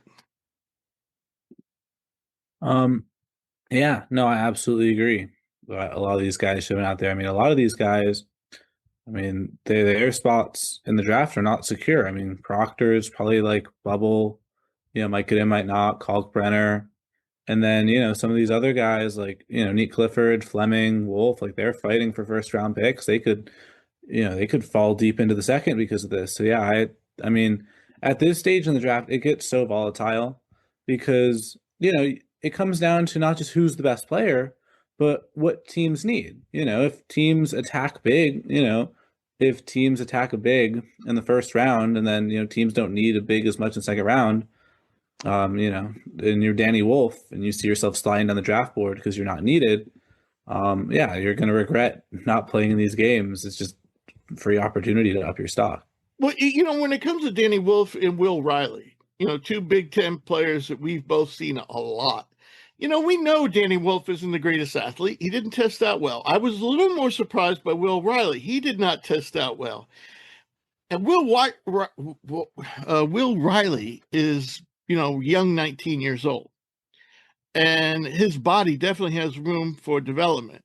But if I'm Will Riley and I think, man, I just didn't test well, and most people, beside whose prospects, say I'm a borderline first-round pick, I should probably get out there and show him what I can do on the court because that's where I do my best work. He doesn't play. If he stays in this draft and goes in the second round, he's going to be locked into that contract for a couple of years where he could have been making, a couple more million in college, maybe as much as, 2.5 million more every year he stayed in college. He could be making more than he's going to be making on that rookie contract. Right. Because, I think that's kind of what it comes down to is I feel like you have two types of, once you get past like the lottery picks, you kind of have two types of players, at least the way I see it, is you have guys that didn't have it, they weren't averaging 20 a game, not a ton of scoring production, but have athleticism, have a lot of upside, have a good build, someone like, which I think is more the category Will Riley falls under. And then you have guys like, a Janai Broom or Danny Wolf that maybe, you look at them and you think, they're probably more college players than pro players. Wolf has shined, or I think like someone like a Mark Sears falls into this category. Guys that, had a lot of college production, but don't really have the build or upside you think as much for NBA. And, I think where those guys, the first group I mentioned, which I think Will Riley falls into, that didn't have as much production, you make up your ground in times like the combine with your measurements, with your tests. So if you're not even, that's you're like, I don't have my scoring, but I have, I have a really big wingspan and I can jump really high and do all this. And, I have all this potential. And if you don't even show that in the test, then, why stay in the draft? You may as well go back to college for another year, improve, get your numbers up, test again. And then you could solidify your spot in the first round next year instead of falling late into the second this year. Sometimes I wonder, I really do wonder. And I suppose the next, prospect we get on this show, we're going to have to ask, do you look at, the draft boards at the Athletic or ESPN or whatever, or, like Carter Bryant, a backup who really didn't do anything for maybe the first half of the season, then became kind of a valuable part of the team in the second half of the season. But what do you average? Maybe 20 minutes a game with modest stats, doesn't do well in the shooting drills, does well in the athletic testing. He's young. But really what we're banking on with Carter Bryant, I've seen him, people say he's one of a top 10 player in this draft. And I'm like, he wasn't even a high recruit. He was a 4-star, but he wasn't a 5-star. And I'm like, what are you basing that on? I've seen Carter Bryant play a lot. And yeah, he shows a lot of potential, but he doesn't rock me out of my chair like a first-round draft pick would. So what are you basing that on? And where does Carter Bryant get I guess what I'm saying is the people are saying he's a top 10 pick. I want to know why they're saying it. And then I want to know, does Carter Bryant listen to them? And does his agent listen to them and say, okay, we don't need to go out on the floor because we're locked into the first round. We're probably a lottery pick. Because I don't see Carter Bryant being a lottery pick. Yeah, I don't think so either. I don't think any of the guys on this list are that either. It's like, no. Joey already harped on this, but like all these guys could make or break their ability to make the draft based on one workout. And it's like, why would you, to me, it's just horrible, agent decisions. Because that's really, you look at a decision like this to just not play. It has to be an agent decision. The player's not going to come out and be like, I don't want to do this. Yeah. you know? And if Yeah. you are, if that is a player decision, then teams aren't going to draft you. Right. You're not Right. competitive enough. Yeah. I'll No, tell you. I'll tell you one guy on this list that won't get drafted. That's Kobe Saunders. He's not going to get drafted. He's a little more athletic than St. Thomas. Wasn't super productive at Nevada. Didn't really knock it out of the park at Portsmouth, but we said he was one of the better performers because we already knew he was getting an invite to the combines. But really, if I didn't know that, he wouldn't even been mentioned on this show. I probably wouldn't have said. I had to look for reasons why the NBA was inviting him to the combine from his performance at Portsmouth. I don't see Kobe Sanders being drafted. I really don't. Every other guy, though. Well, I also don't think Easily be a second rounder. Sikarsky, the 18-year-old Yeah, I'm 7'3" not guy, he's not getting drafted either. Yeah. Not Which this a guy year. like that, well, I mean, a guy like that makes sense to not play. Like, what am I going to prove in this one game that scouts haven't already seen about me? No, I disagree. But, like, if he went I out don't there, know. if he went out there and put up 15 and 10 in 2 games, people would be like, yeah, man, this kid is better than I thought. But he's also, I mean, he was hurt this year. So he only had like half a season in Europe, and I know he was under 20 minutes per game. His numbers were so. He played in the Australian NBL. He's not Australian, but he played there. And so, yeah, he hasn't proven anything yet. But if he went out there and averaged 15 and 10 in 2 games, people would take a second look. Yeah. I think the one that's killing me, though, is Jace Richardson. Because, Cam, you mentioned that none of these guys are really lottery guys. Jace Richardson was for a while until the test revealed that he was 6 foot and not 6'3". Yeah, but who didn't know that people already? Knew. Yeah. Yeah. But if you look casuals don't know that already, Yeah. But it's like, but again, still. I saw a lot of scouts, or I mean, just a lot of articles about it, about people being surprised. I mean, he's still listed on, ESPN, and even like the Michigan State website is 6'3", and I mean, clearly watching him, you can tell he's not 6'3", but it's still. I mean, just looking at draft boards, looking at mock drafts, like it took a hit on him, and he started to slide down because at that height. He didn't play point guard in college. It was, always Holloman or Aikens handling the ball. He was playing more of a shooting guard role. And if you're going to be 6 foot, you have to be point guard. And he didn't show the passing ability that you need from point guard. No, he was their scoring guard. Right. So then, taking a hit like that in the draft boards, after this information comes to light, and then why then would you not play when you couldn't, option A is, wow, my stock took a hit, because people found out I'm a lot shorter than listed. Let me not play and prove and, not disprove people. Or option B, yeah, I may be shorter than people thought, but I'm still really athletic and I'm still a great scorer, and let me go out there and prove it. And why he wouldn't pick option B, I don't understand. First of all, Jace Richardson started the year in our top 100. He moved up into the high 30s. Eventually, you know where he is right now? The high 30s. Because first, just because I thought he was 6'3", I didn't. But okay, first of all, here's another clarification. All college measurements are done with shoes, which can add as much as 2 inches. Okay, and then the colleges, those high heel and then the colleges seem to round up by an inch. Mm-hmm. The NBA measurements are accurate and without shoes. So you can guarantee any college measurement automatically subtract 1 inch, maybe 2. Ace Bailey, prime example. They had him listed at 6'10". Ace Bailey is not even 6'8". He's just shy of 6'8".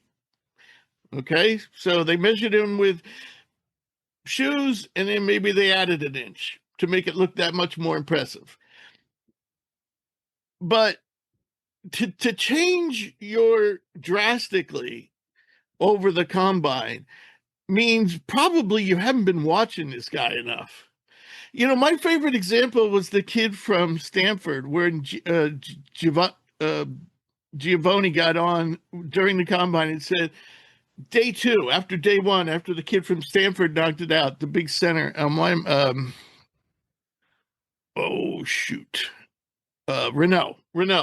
Maxi Renault.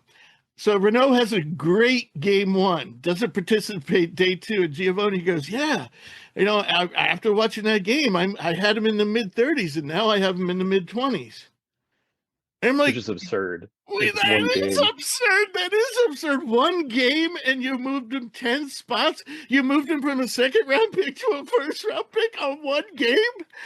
You got to be kidding me. What have you been watching all year?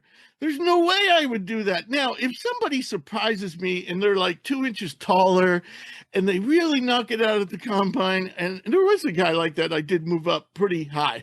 Not because I think he's any better than I thought he was, but he's a hell of a lot more athletic, meaning his ceiling is a lot higher. Yeah. But we haven't seen it. But I don't give a shit what they do in these games. In 2 games, I'm not going to move a guy up drastically. Yeah, no, for sure. I mean, maybe we just made the case for them not playing. It's like, oh, it's 2 games. No. Really? But with somebody like Kobe Saunders or Zakarski, who are really fringe draftable, Yeah. No, I still you- agree with you, but I think you that get a that you is get the pitch, though. you deserve more of a look if you do better. Right. Yeah. You know, But- maybe Condon and Proctor. Okay, we've seen a lot of them. I get it, and I certainly get it for Kalkbrenner and Broom. But Neat There's Clifford, still we've like only there's seen Nate still Clifford even do for it- those guys though, there's still a big difference for a guy like Proctor who we've seen play college basketball for 4 years, going and playing combine ball against basically, you know, the college all-stars is really what it is. right? Mhm. You know, Right. I don't know. Here's in my book. In my book, I think it's more you can improve your standing by playing, but I'm not going to downgrade you because you had Yeah. 2 bad games. I'm Yeah, not. there's no downside to it. There's no really. downside to it. In my Unless book, you just completely go and shit the bed. Even yeah, that. like, or you punch the referee or something. Yeah. Then you might want to think twice. It's like, and maybe that's why Chad Baker Mazzaro will never get an invite. He might punch a referee. All right, so we're going to move on to who did well in the athletic testing, and this is the one guy who I definitely moved from a early second-round pick to a mid to late first-round pick, and that is Drake Powell. Drake Powell, North Carolina's Drake Powell, measured at 6'5" with a +7-inch wingspan. That gives him 7-foot wingspan overall. He finished, okay, we go back to 2016, 10 years. 10 years we go back, and we keep track of all the performances and all the different categories, and then we give them an overall number, and then we put that in percentile. He finished second all time. You know who first all time is? He's a Tennessee grad. First all time? First all time from Tennessee. Very fast, 2016. very fast guard. Probably did track at some point. Oh, it's going to take me a second. There's a lot of guards. Right. Chandler? Kennedy Chandler? No, but Not Kennedy Chandler. No, it was No. Jordan Bone. Oh, Jordan really? Bone is the all-time performer in our database, and Powell almost Interesting. beat him. He's second all-time. Also, Powell tied for second all-time for the highest standing vertical, which I didn't put the number, but trust me, the kid can jump. Yeah, he's plus Javon's- 40, right? Whew. Huh? He's no, plus 40, right? Standing. Oh, standing vert. Standing vertical. I see. I think it was like 33, 34, maybe 37.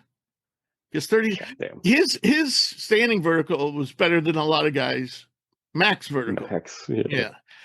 All right. So the next best performer was Javon Small, who was 8th all time. So we had 2 guys move into the top 10. Chad Lanier, 21st of all time, and the 3rd best in this.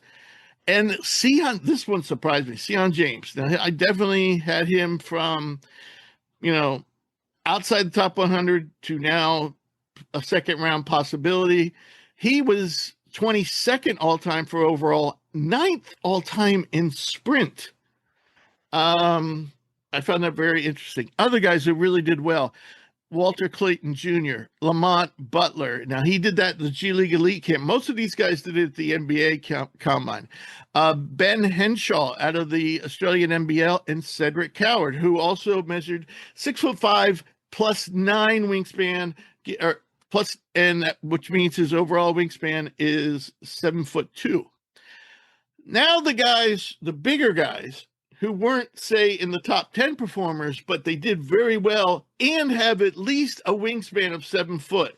So most of these guys are forwards and center. And some of the guys that really did well were Ace Bailey, Asa Knoll, Yannick Niedenhauser, another big jumper, measures at 6'11" with a +4 wingspan.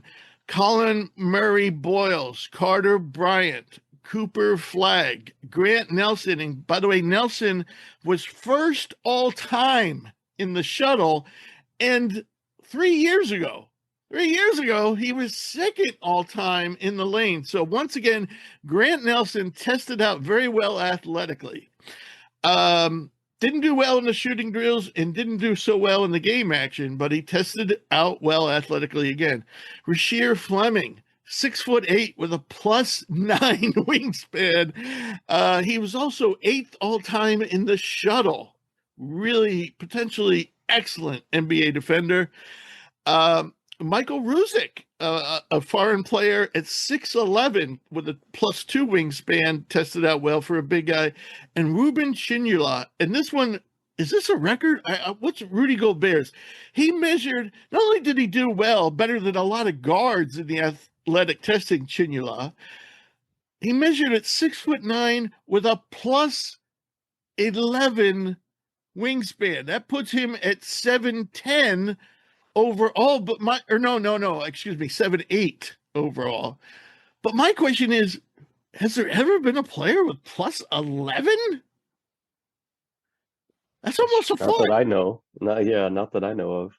+11. Now, here's the thing with Chinula. He tested out well. He measured out fantastically, but his gameplay was, there were some good pieces to it and there were some bad pieces to it.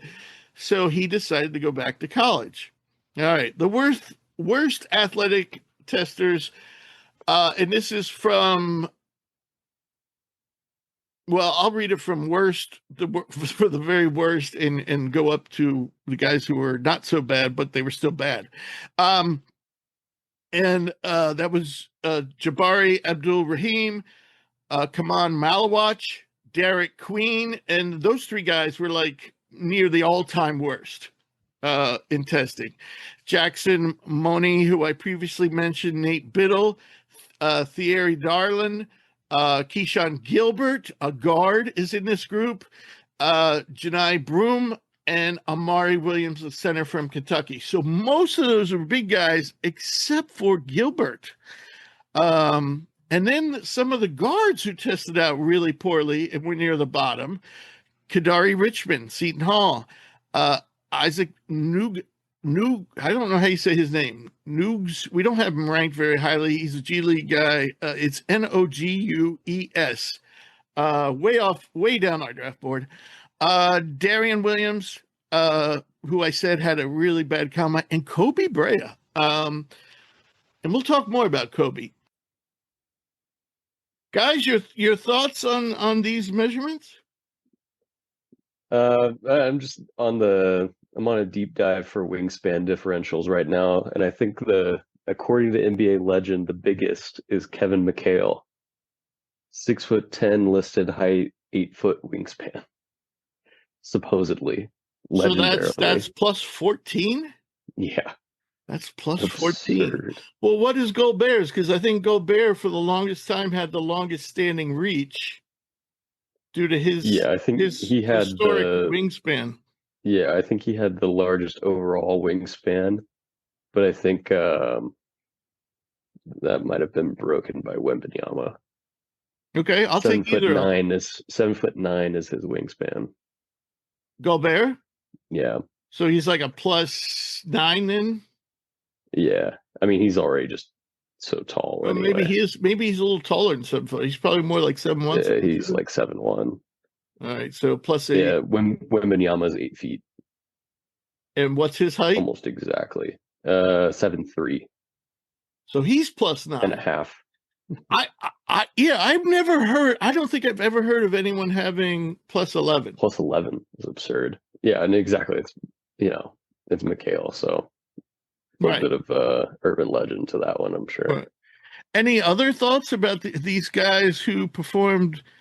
Now, we're all speaking terms of measurements and athletic testing. We could talk about the shooting drills a little later, but any thoughts here? I don't know. Lanier really stood out to me, not just because I'm a Tennessee fan, but he's a little shorter than you probably hope for a guy who plays shooting guard. He's about 6'3" without shoes. He tested out really well. I think that's encouraging for his draft prospects for sure. Yeah.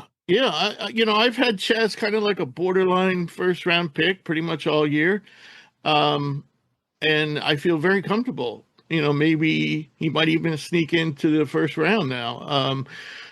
Maybe in the 20s. Have to look at it when. We haven't done our analytics yet.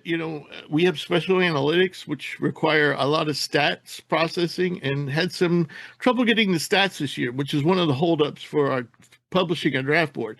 So right now, basically, the draft board is more based on just regular stats and eye test, which are hugely important. But there's another piece. We do special analytics, is sometimes when we plug in all the numbers, some guys pop up that you wouldn't expect. When you put it all together, some guys, and we'll see where Lanier pops out. I will say this: Chad Lanier last year was one of the country's leading dunkers at Northern Florida, but then he goes to Tennessee and he became a jump shooter. But this guy, I was like, when I watched him this year, I was like, where's all this dunking ability? I see a dunk like once a month from him. He just didn't go to the basket. Yep. And maybe that's something Rick Barnes should look at, because not only was he a great three-point shooter at North Florida, but he also went to the basket a lot and scored in transition a lot. So yeah, there you go. Joey, what are your thoughts on some of this testing? Yeah, I think the few that stuck out to me most were, I think for the positives, Drake Powell, and for the negatives, Janai Broom. I try, obviously all this testing is very important, and understanding what kind of players they're going to be in the pros. But I try not to let it sway me too much, because just because someone can jump high doesn't mean they'll be good at basketball and all that. But watching Drake Powell, he just jump out of the gym, and his athleticism. I mean, like, I don't see a world in which he can't contribute to an NBA team. He absolutely will, with that athleticism. So I was blown away by him. And then, on the flip side, that was Janai Broom. Watching him all season, I'm like, he's a very talented basketball player, but will he be able to translate to the NBA? He's a little undersized, he's not very athletic, but I was kind of holding out hope that he would just kind of be good enough to overcome that. But after watching him at the combine, it's becoming less and less likely. I mean, I'm seeing memes made out of that vertical jump, which is not a good sign for him. So that was, my Janai Broom stock has gone way down. And then one where I'm really conflicted on is Grant Nelson, because I really like watching of Alabama. I liked him since South Dakota State. And it's a mixed bag, because he tested great in the shuttle. He has really long arms. You really see, and he really shows his athleticism, his versatility, and his defense. But then also he isn't the best shooter, and he didn't play that great on the scrimmages. So it's just kind of it's kind of tough. It's kind of like splitting my two draft philosophies, because I usually like to go just based, or not just, but based on game tape, and not to let the testing completely sway me, because if you can play, you can play. But Grant Nelson, even though he didn't play that great, I've seen him at his best, and with his athleticism and his reach and his versatility, I think he could be a really solid contributor. So those are kind of the three that I guess stuck out to me the most. Yeah, I can see Grant Nelson being an interesting player off the bench because if anybody's, I don't know if there's anybody in this draft class that's not more streaky than him. I mean, one day he comes out, he looks like Larry Bird. Next day he comes out and he looks like, I don't know, Zach Collins. Zach Collins. Boy, I'm going to try to get Zach Collins as a guest. I would love that. I'm there for that interview. But yeah, I guess he's our whipping boy. No offense meant there, by the way. So he's wildly inconsistent, but coming off the bench, if he can just bring those moments where he goes crazy for 10 minutes, that would, he could be sixth man of the year. If now, here's what Grant Nelson needs to work on his shot. And we'll talk about the shooting drills next, but he was near the bottom. And he definitely has a hitch in his jump shot. It's definitely slow. It doesn't affect him super much because he's 6'10". But yeah, he definitely has to speed that up because he'll be, instead of being matched up against a 6'7" guy like he is in college, he'll be matched up against another 6'10" guy. So yeah. I just want to, Drake Powell, you guys got to sit down for this, and I'm going to list. This is going all the way back to 2016, includes all the NBA combines, all the G League elite camps, all Portsmouth, and maybe some other small events that I got the information of how the players tested, because sometimes they have a little event here where there's like 20 guys invited, and once in a while you can get the stats from those events, but they're usually not well publicized. These are the top 25 performers over the last 10 years. And yes, Kennedy Chandler's on this list. But think about, as I read this list, where these guys are today. Number 1, Jordan Bone. Number 2, Drake Powell. Number 3, Devin Dotson of Kansas. Number 4, Devin Carter, Providence.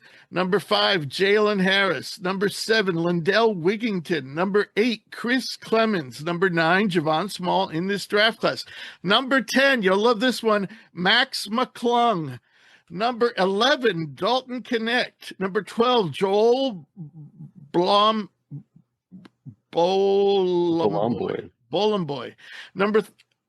He's number 11. Number 12, Fats Russell. Number 13, Hamidou Diallo. Number 14, Scotty Lewis. Terrence Shannon Jr., Marcus Page, Kennedy Chandler, Josh Green, Frank Jackson, Lonnie Walker, Chad Lanier, Sion James, Lamar Stevens, Matas Bacelis, Chicago Bulls top pick last year, and Jamal Shed. There's not one NBA star on this list. Most, probably at least half of them are G League players. A lot of them aren't playing basketball anymore. That's the top 25. Not one star among them. Not one. Interesting. Yeah, that really caught me by surprise. All right. So now let's talk about the shooting drills. And we're not going to go into great detail. It doesn't seem like they did mid-range shots this year. It must have been the drills must have been run by Alabama's head coach. What's his name? What's Nate Oates. Nate Oates. No mid-range shooting this year. None. We won't have it. That's how I play 2K. A couple of guys did participate. Only one participated in the mid-range. I believe that was mid-range off dribble, which was Cam Jones of Marquette, and Malawach wanted to do the mid-range from, where's that? Mid-range side. So maybe, yeah. And, short baseline. Yeah, right. All right, so who did the best? Mark Sears, Chaz Lanier, Ryan Nebhart, PJ Haggerty, John Tungy, Miles Uzan, Cedric Coward, and Walter Clayton. Now, I'm reading these off by all their other shot percentage measured collectively. Then who did the worst, going from worst to not so worst? Kaman Malawach, Izan Mansa, Derek Queen, our aforementioned Rocco Zakarski, aforementioned Michael Ruzick, Vlad Golden, Yannick Niedenhauser, and Grant Nelson. So there was a lot of in between. There were, but yeah, I don't know.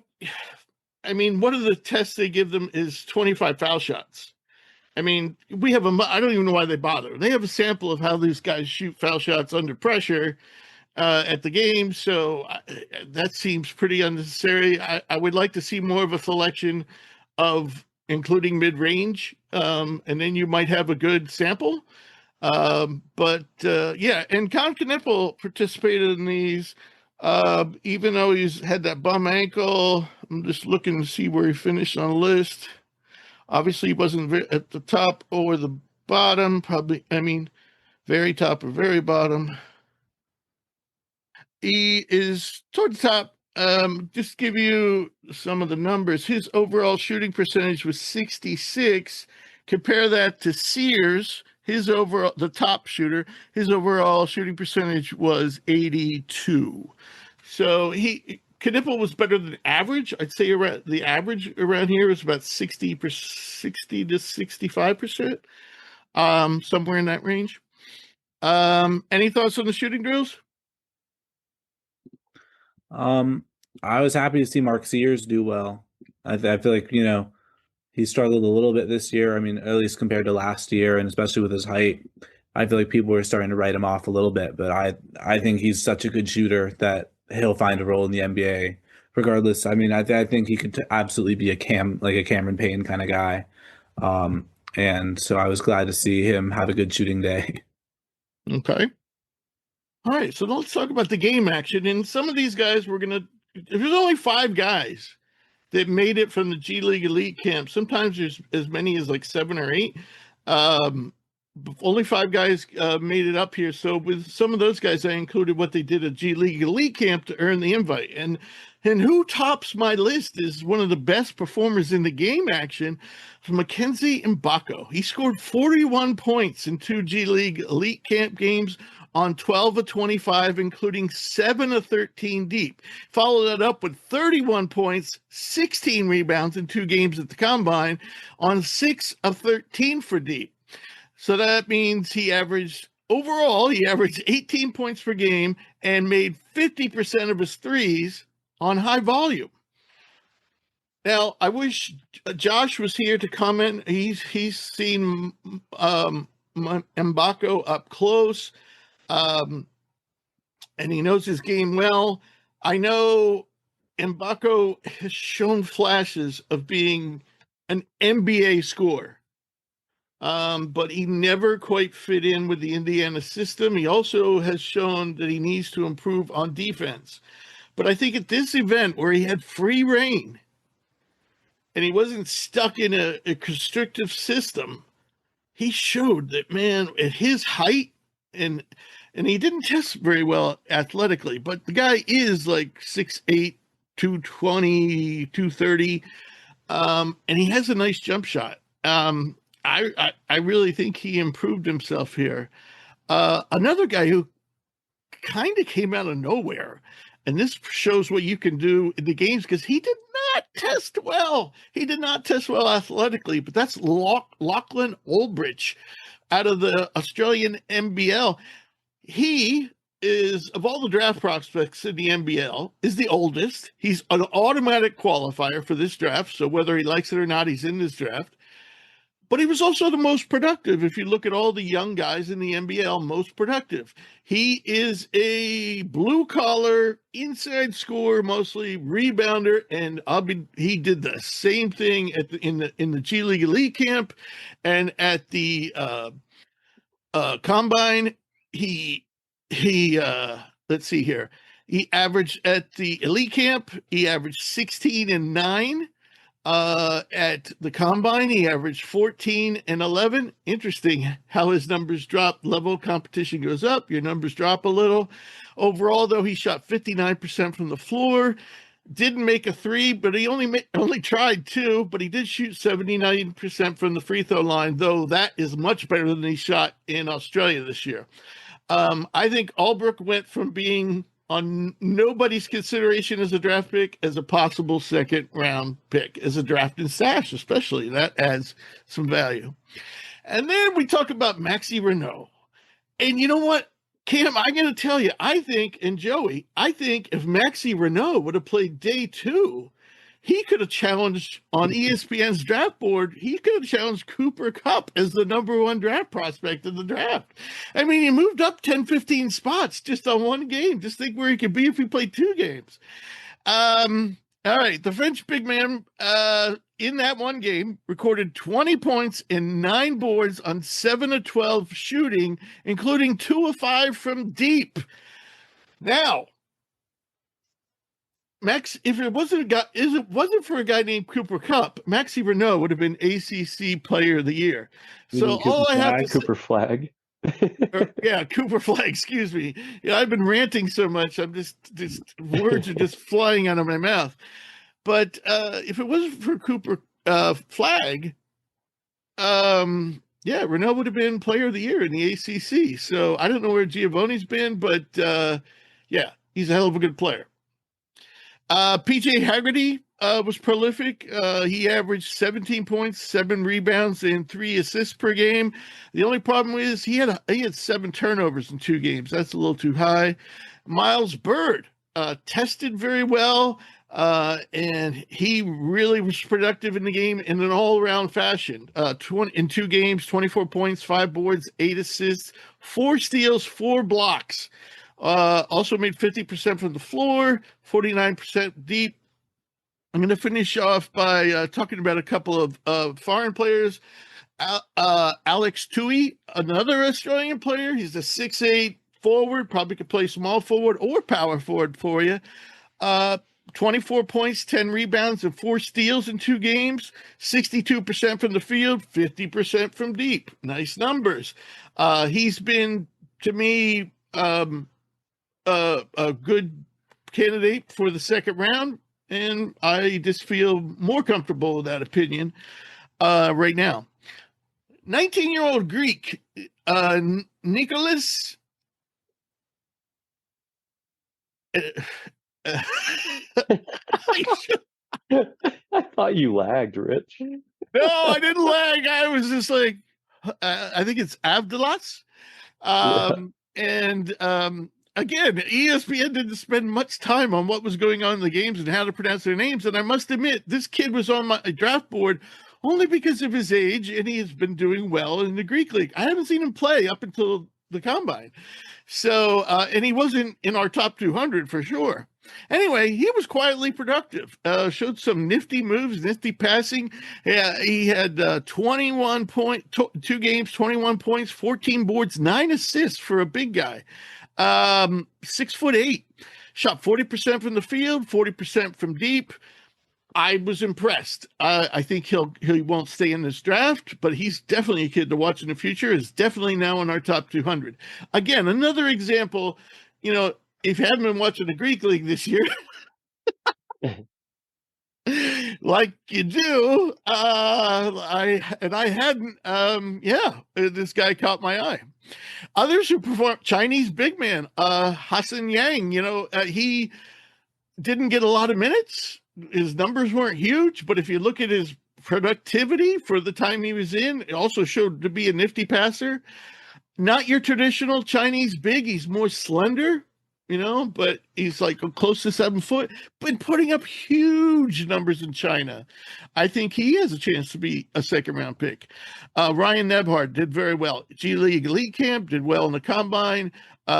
Just did Ryan Nebhard things, continue to do it. Eric Dixon, you can say the same thing about him. You know, was a prolific scorer, continued to score at both, only the combine. He didn't go to G League Elite Camp. And Jameer Watkins, the aforementioned Jameer Watkins, again, he's a stat sheet stuffer. He did that at the combine. Those who didn't play well included Vlad Golden, RJ Lewis. Now, RJ was erratic. He did some things really well, but the things to me that stood out, 11 of 29 from the field. So that's about 35% from the field, 10 turnovers in 2 games. That's 5 per game. Max Shulga, huge disappointment. Max, a friend of the show, he didn't get prolific minutes, but when he was in there, he didn't do it. He 2 and 9 from the field, 2 assists, 5 turnovers. I mean, Max, if anything, is known for his high efficiency. He tested out pretty good, and Lewis tested out well. But yeah, all right. The aforementioned Darian Williams, about the only thing he did well at this combine was rebound. Not good enough. He's going back to college. Milios Uzan of Houston, 3 of 12 for the field with just 1 rebound, 1 steal in 2 games, but he did have 10 assists. He says he's staying in the draft. I don't think he should. Others who didn't perform well were Ben Henshaw, Jalen Moore, Michael Ruzick, Dink Pate, and Kobe Brea. Now, Kobe Brea had 1 really bad game and 1 really good game. But I'll leave it at that. All right. Joey, your comments on what happened in the games. Yeah, so the few guys, I mean, you went through your list of the guys you wanted to focus on. So the few I wanted to touch on, you mentioned, is it Hansen or Hansen Yang, the Chinese big man? It's Hansen. Hansen Yang. Yeah. He impressed me. I mean, I think as a Nuggets fan, I have a soft spot in my heart for passing bigs, and just when I play basketball, I'm not very good, so I work on my passing a lot. But yeah, I mean, if you can pass and you have good touch around the rim, you will find a spot in the NBA. So I think he's definitely a name to look out for. I mean, it was just a few combine games and he had a whole highlight reel of crazy passes. I found very impressive. And then the other name was Tahad Pettiford. I was kind of, a little selfishly, I'm hoping he comes back to college. So, another big name to watch for. I could see him make, a run for one of the top players, SEC, first team, all that. But it's looking like he's going to be staying in the draft, and he had a great showing, 23 points, 4 of 8 from 3. I mean, I think he's a guy that could go.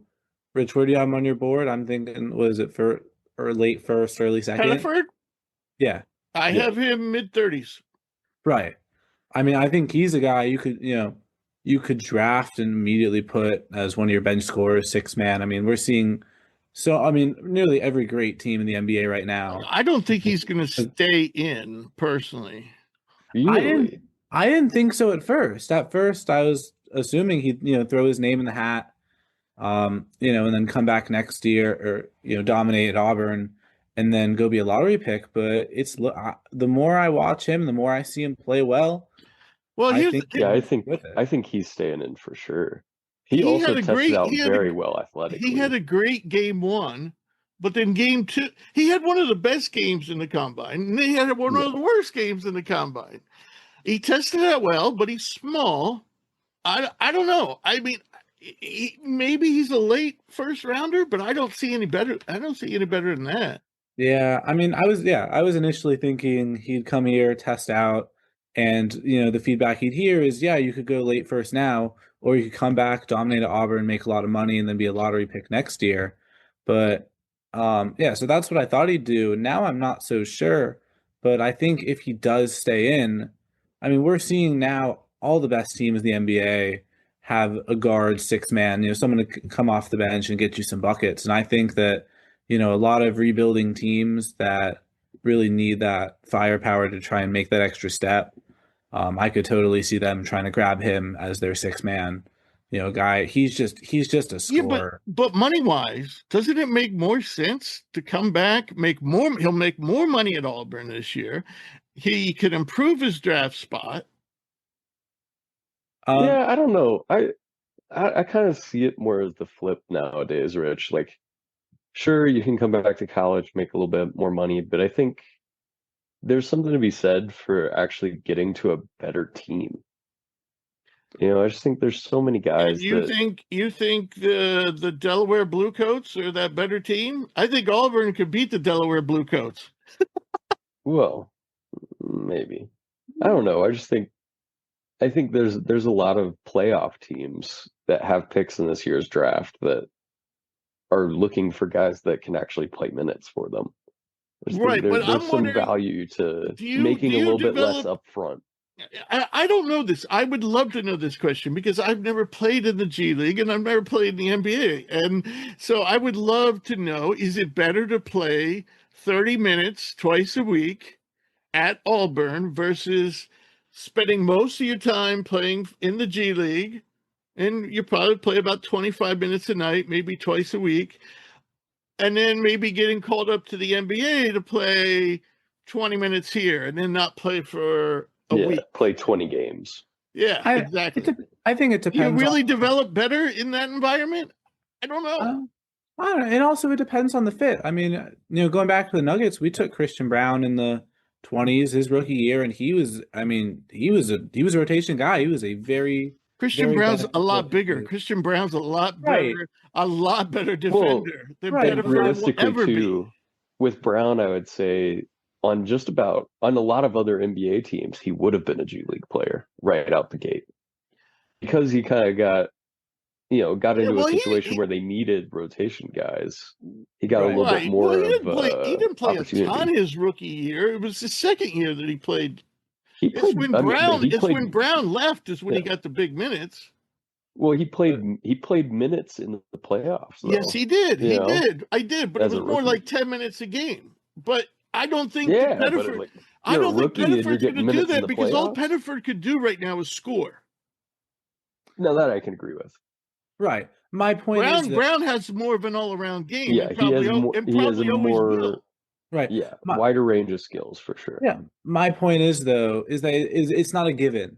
He'll be in the G League, or if he ends up early second and he ends up on a not so good team that really just needs guys that can play, he could end up getting big minutes. One guy goes down and now he's a real consistent contributor to the team.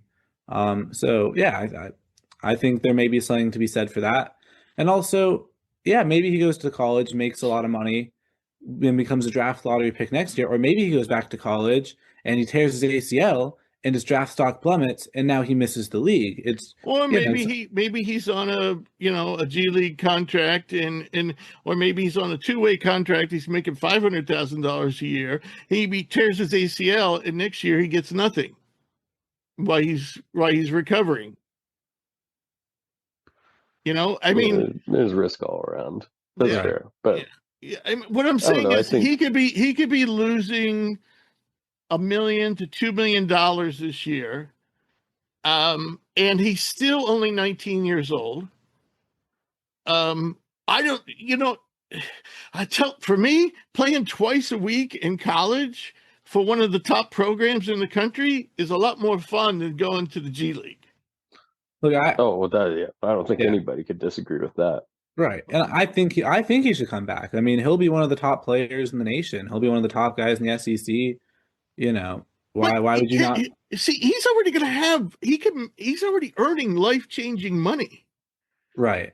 I know $1 million isn't what $1 million used to be, but it's still life-changing money. Mm. He's already going to have security. Right. With $1 million, he could perhaps live the next if he wanted to, which he won't, but he could live the next 10 years or 15 years without working if he played his cards right financially. I just think when there was no money in college, getting the money was definitely a no-brainer. But now when you get money and more money than the NBA, yes, some people say, well, your contract, your rookie extension, comes a year later. Kid's 19 years old. What does he care? What does he care if he gets his rookie extension 2023 or, when he's 23 or 24 or whatever. So, and here's the thing I'm thinking, I think he's a borderline first rounder. I really think he's second rounder. So why not improve upon that status? If he was a first rounder, the odds, and I've looked over this over a number of years. If you're a first round pick, the odds of you being in the NBA 5 years from now is about 67%. If you're a second round pick, the odds of you being in the NBA 5 years from now is 33%. 1 in 3 second rounders last 5 years. All right, so we'll get your comments on this. I think the overall winners, and these are the guys who moved up on my draft board significantly. And ironically, in my mind, there's only one first round pick on this board, and it's mainly on upside, and that's Drake Powell, and he tops my list. Everybody else is a second rounder, or, well, no, I take that back. Rasheer Fleming is on my list. I mean, the kid's a physical specimen, tested out well.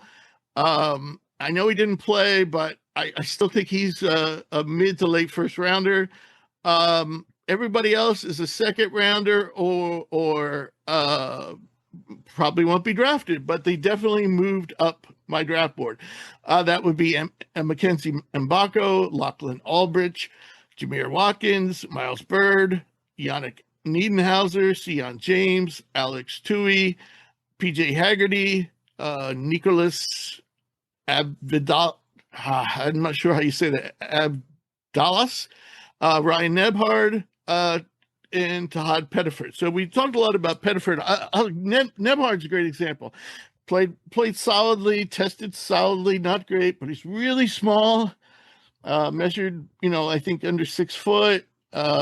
Athletically, he was about, 50th, 60th percentile, which is not great for a guard. It's great for a center, but not great for a guard. Personally, I don't think he gets drafted, but he's probably going to be one of those guys that hooks on as a two-way and take it from there. It's kind of like Isaiah Stevens is with the Celtics right now. Didn't get drafted out of Colorado State last year. The overall losers, Derek Queen, didn't test well, didn't play, didn't shoot well. He was right up there with Omar Ballo in testing. I mean, we're talking slug-like testing. Cam Jones had a so-so game, below, I'd say a poor game. His one game that he played tested out really, really poorly. He should have been on my list of poor testing. And then didn't play in the second game because he twisted an ankle. I'm worried about Cam Jones, the athletic testing numbers, because that was kind of the pitch on him in a lot of ways, was his athleticism. Well, yeah. Also, they also said he's a really big point guard. Well, he measured 6'3". Cam Jones really doesn't do anything outstanding. Not an outstanding shooter, not an outstanding finisher. Makes a lot of like floater-like shots, which sometimes makes you apprehensive if that's what you're relying on, those runners and floaters. But the only thing I'm thinking is maybe the ankle was bothering him during testing because he tested out pretty poorly. I think he was at around 35th percentile overall. So that's like where centers were. Like Maxi Renault tested better than he did at 7 foot. Kobe Brea didn't test well, shot well in the drills, had one terrible game, one great game, or good game, I should say. Here's the thing about Brea. When you look at his box scores, he doesn't contribute a lot as a rebounder, doesn't contribute a lot as an assist guy, doesn't contribute steals and blocks. But the one thing about Kobe Brea is he's 6 foot whatever. I forgot to look at his measurements. In college, they had him at 6'7", so maybe he's 6'6", 6'5". But bottom line is, we know this kid could shoot. He did at Kentucky, he did at Dayton. And I still think he has a really good chance of being drafted, despite just about everything he did this combine didn't work out very well. Max Schulga, I'm worried about him. Darion Williams already went back to school. Vlad Golden, not getting drafted. Keyshawn Gilbert, he needs a miracle to get drafted. Dink Pate, Miles Kelly, Jonathan Pierre, Chris Youngblood, Jackson Money, and Jabir Abdul-Rahim. Most of those guys were at the G League Elite camp, didn't even get the call up, not getting drafted. Thoughts, gentlemen, on who was the guy that impressed you the most at the combine, and maybe who the guy you're most disappointed in? Who you think might slip in the draft now? As a Maryland fan, I was a little disappointed by Derek Queen. One of my favorite things about this podcast is I have a record for I can say way back when I called this, and now in the future I'm right. And I said a while ago, Derek Queen has so much potential, but I'd love to see him come back to college another year. As a Maryland fan, to have him for another year, of course, but also because there are some aspects of his game that I think, are just not quite polished, like his shooting, like his defending, like his physical. I mean, he lost a ton of weight to even look respectable this year at Maryland, but at 250 pounds, he still didn't test very well. You know what? The other thing about Derek Queen is he's like 20 and a half. He's an old freshman. But I mean, I think the talent's so clearly there. He's an incredibly talented player. Is it there? I mean, it is for the college game, but I think he has a lot of potential as a scorer, as a playmaker with his size. And does he look like Adama Sanogo all over again? It reminds me of Swanigan. Yeah. I think he has more athleticism than that, but I think that he does need another year in college to, go back and get some more reps. I mean, it was the turnovers, it was the shooting, it was the defending, it was all that too. I kind of wanted to see him go back and work on that and then kind of come back as more of a polished product, because I think he will be good in the NBA, but if he is to be good, it's going to be a project. It's going to take a few years. I think he's the big slider this year. I think he's the guy all the websites are going to say he's a lottery pick or close to it, and ends up around 20. No, I'm thinking more like 30 maybe. I mean, I'm thinking more like Filipowski last year, who was kind of like a borderline lottery pick, probably no worse than 20, and he goes in the 30s now. He went because of his family situation or partner situation. I think that's more why he slipped. But yeah, I just think he's the candidate for the biggest slipper. Joey, what are your other thoughts? How about somebody who, really impressed you and you think, I really like this guy, has a chance to get drafted or will get drafted? Yeah, I'll say Miles Byrd. I think a lot of these guys are, pretty. I see guys like Haggerty was like this, and Pettiford, score first guys, and I like those guys a lot. I think I think there's something to be said for the score first college guard, but I also really like the 3-and-D wings. Those are my favorite players to follow, and I think Miles Byrd has that to a T. And I think we're seeing the value of those kind of guys more and more in the NBA as we look at teams like the Thunder and like the Pacers that are thriving by just loading up their rosters with 3-and-D wings.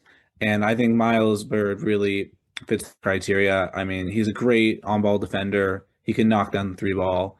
I think he could go like late second round, maybe. I think very much towards the end.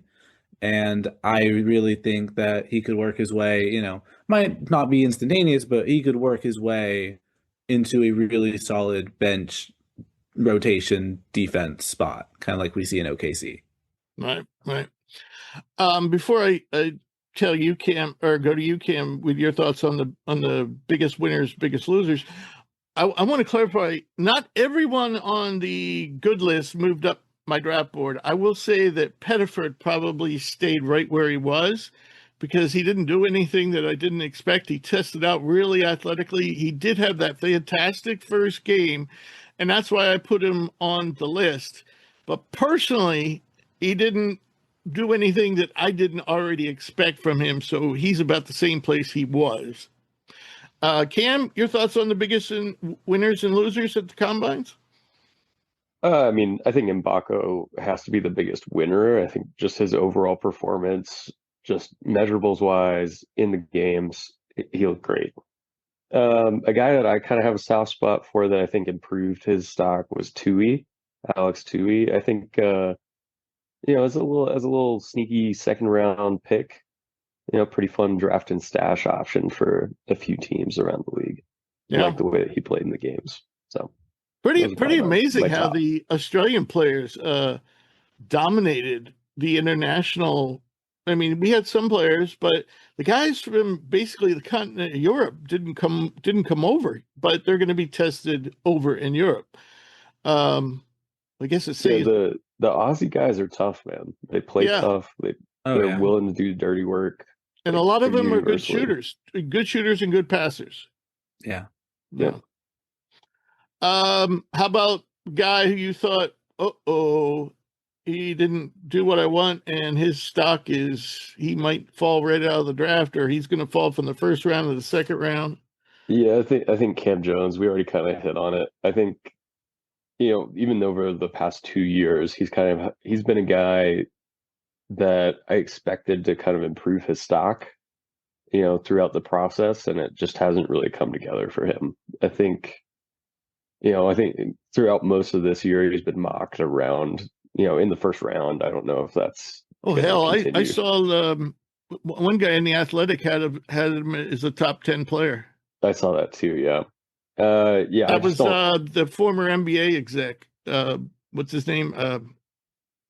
Starts with an H. Anyway. Cam Jones would be one of mine. I think too, we hit on Jace Richardson, but I think Jace Richardson not playing in these games was really detrimental to his draft stock as well. Not just based on his performance, but like what he didn't do in this, combine weekend.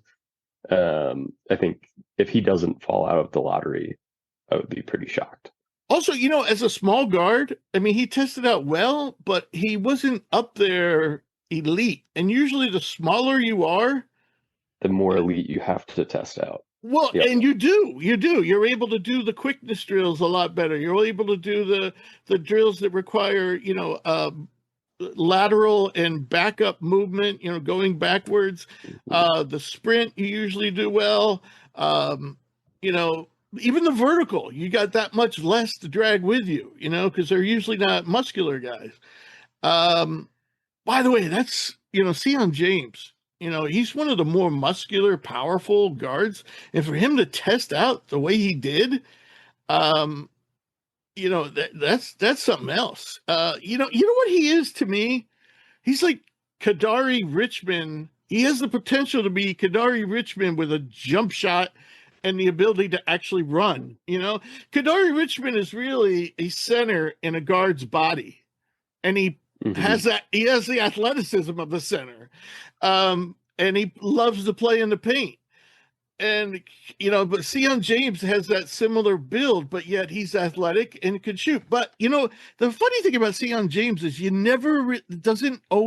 his athleticism doesn't translate on the court because he's never been that guy. He's always been a supplemental guy. He's also never really been a pure point guard in his career, though he was probably more so this year than ever. But he's played a lot at Tulane. He played a lot with other guards that handled the ball. He played with Haggerty, for example, at Tulane. But anyway, I went on a little Sion James rant, but I was really surprised by his athleticism because he always reminded me a little bit of Kadari Richmond, in their build and so forth. One guy I didn't put on the worst performer list, but now that I think about it, should be on there, is Malawach of Duke. And the funny thing is the two players Gavoni kept on raving about on day one of the game action, which was after the shooting drills, which was after the athletic testing, was Yannick and Malawach. And Yannick and Malawach didn't perform well in athletic testing. In the shooting drills, Yannick did well. Malawach was dead last. Malawach was dead last in the athletic testing. And Gavoni looked straight in the camera and told the country he looked really good yesterday, shooting, moving around. And I'm like, he finished last in athletic testing. He finished last in shooting. The guy measured well. I think he measured like 7 foot with a 7-inch wingspan, like a 7'7", 7'8", somewhere in there. So he's huge. So I don't expect him to do well in the athletic drills. But how can you say he moved well? How can you say that he shot the ball well when he did worse than anyone? Why would you say that? I mean, that's a question, you guys. I just don't get it. I think that's kind of a case of, I think Gavoni has been high on Malawach for a while now. I don't think he has. Last time I looked, I was higher on Malawach. And the reason is, and let me interject this, I was because of the way when he played for the national team. Same. When he would bring the ball up the court. He looked like, well, I hate to use this name, but Thon Maker. He looked like Thon Maker at that age. Remember Thon? I mean, Thon would bring up the ball, and I don't know why Thon never made it at the NBA level, but I do know he didn't test well athletically. None of the Maker boys ever did. So beware there. But yeah, I think I was higher. I think I had Malawach top 10 and Gavoni had him like maybe top 20. Now I'm wondering, is Malawach going to slip out of the lottery? I think that would be a little extreme. Yeah, I don't think so. Not at this stage. I'd be surprised. Okay. All right. Just one final thought there on who did well and who didn't at the combines. And that wraps up that show. This show, I should say. That wraps up this show. Oh, I will say too, Rich, like right now, ESPN has Malawach at 8. Okay. That's about where I had him. Mm-hmm. I've moved him down a little bit. Now I have him like fringe lottery. Yeah, I still like him as a lottery prospect, though. Well, here's the thing. You see him play for the national team. You see him bringing up the ball. You see him taking some outside shots. And he doesn't do any of that at Duke. Okay? Yeah. See, I just think he's like an upside. Right. So I do see the upside. I don't necessarily see that same upside with Derek Queen. Yeah, I agree with you on that one. Where do they have Queen, out of curiosity? Actually, I might have passed him.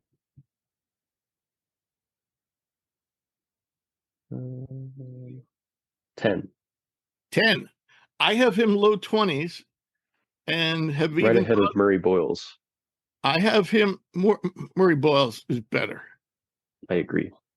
He's just better. He's better athletically. I mean, they're both strong, but one is just a really good athlete for his size, can shoot some, just seems to be starting to know what he can be, Yeah. I'm sorry, Joey, but I'm just not high on Queen. I got him in the low 20s, and I thought about moving him down to the end of the first round. I thought about it. Yeah, I mean, I think the thing with Queen is he's a very boomer bust player, I think. His ability to handle the ball, I think that his ceiling is like a Joel Embiid, just in his play style. I'm not saying it's realistic. I'm just saying, like, with the way he plays, his ability to shoot off the mid-range, his ability to bring the ball up the court, like his offensive ceiling. Right, like his play style could be an Embiid, but then he could also, like you said, be like a Thon Maker and, be a complete bust and not be able to shoot and just get bullied in the paint and not be able to defend and all that. So I mean, that's kind of why I keep pushing for him to go back to college, is play another year, get better, and then we can revisit this versus, now when he's a freshman, still clearly inexperienced. But yeah, no, it's very, very boomer bust. Like, I think a Malawatch could fit more of a role. He could be like a Derek Lively, like a Daniel Gafford kind of guy, I think. But I maybe- also think he has a lot of untapped offensive potential. right. Yeah. And I even don't think he's ever going to be Embiid, but and I wouldn't right. be shocked either if he was. I would be shocked if Derek Queen turns into Embiid on the offensive end. Right. And the thing with someone like Malawatch is, like, even if he never reaches that untapped potential, he's a Daniel Gafford or a Derek Lively. Right. And there's nothing wrong with that. That is a really solid No. NBA player. Right. Yeah. Right. I think Malawatch is a much higher floor than Queen does, for sure. Yep. Spot Yeah. on there. It's kind of why I wonder if Kalkbrenner doesn't go up in the draft. Kalkbrenner had a surprising wingspan too. Like at +4 or 5, which I didn't. Yeah, it's good. So, and then you throw in his height on top of it. No wonder he's such a Mhm. shot blocker. It's a big guy. He's following in the footsteps of Patrick Ewing. Is the only Three-time. four-time Was he 4-time? four-time Lord. defensive player of the year in the Big East. They're the only 2 players to do it. And if he played in the same era as Patrick Ewing, he'd probably be no worse than Rick Smits. For those that remember Reggie Love Miller's Rick Smits. Pacers and Mark Jackson's Pacers.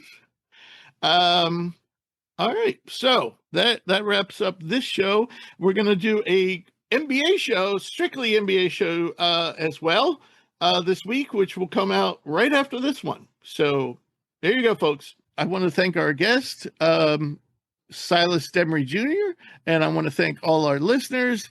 And we will be back next week to talk more NBA draft, more college stuff.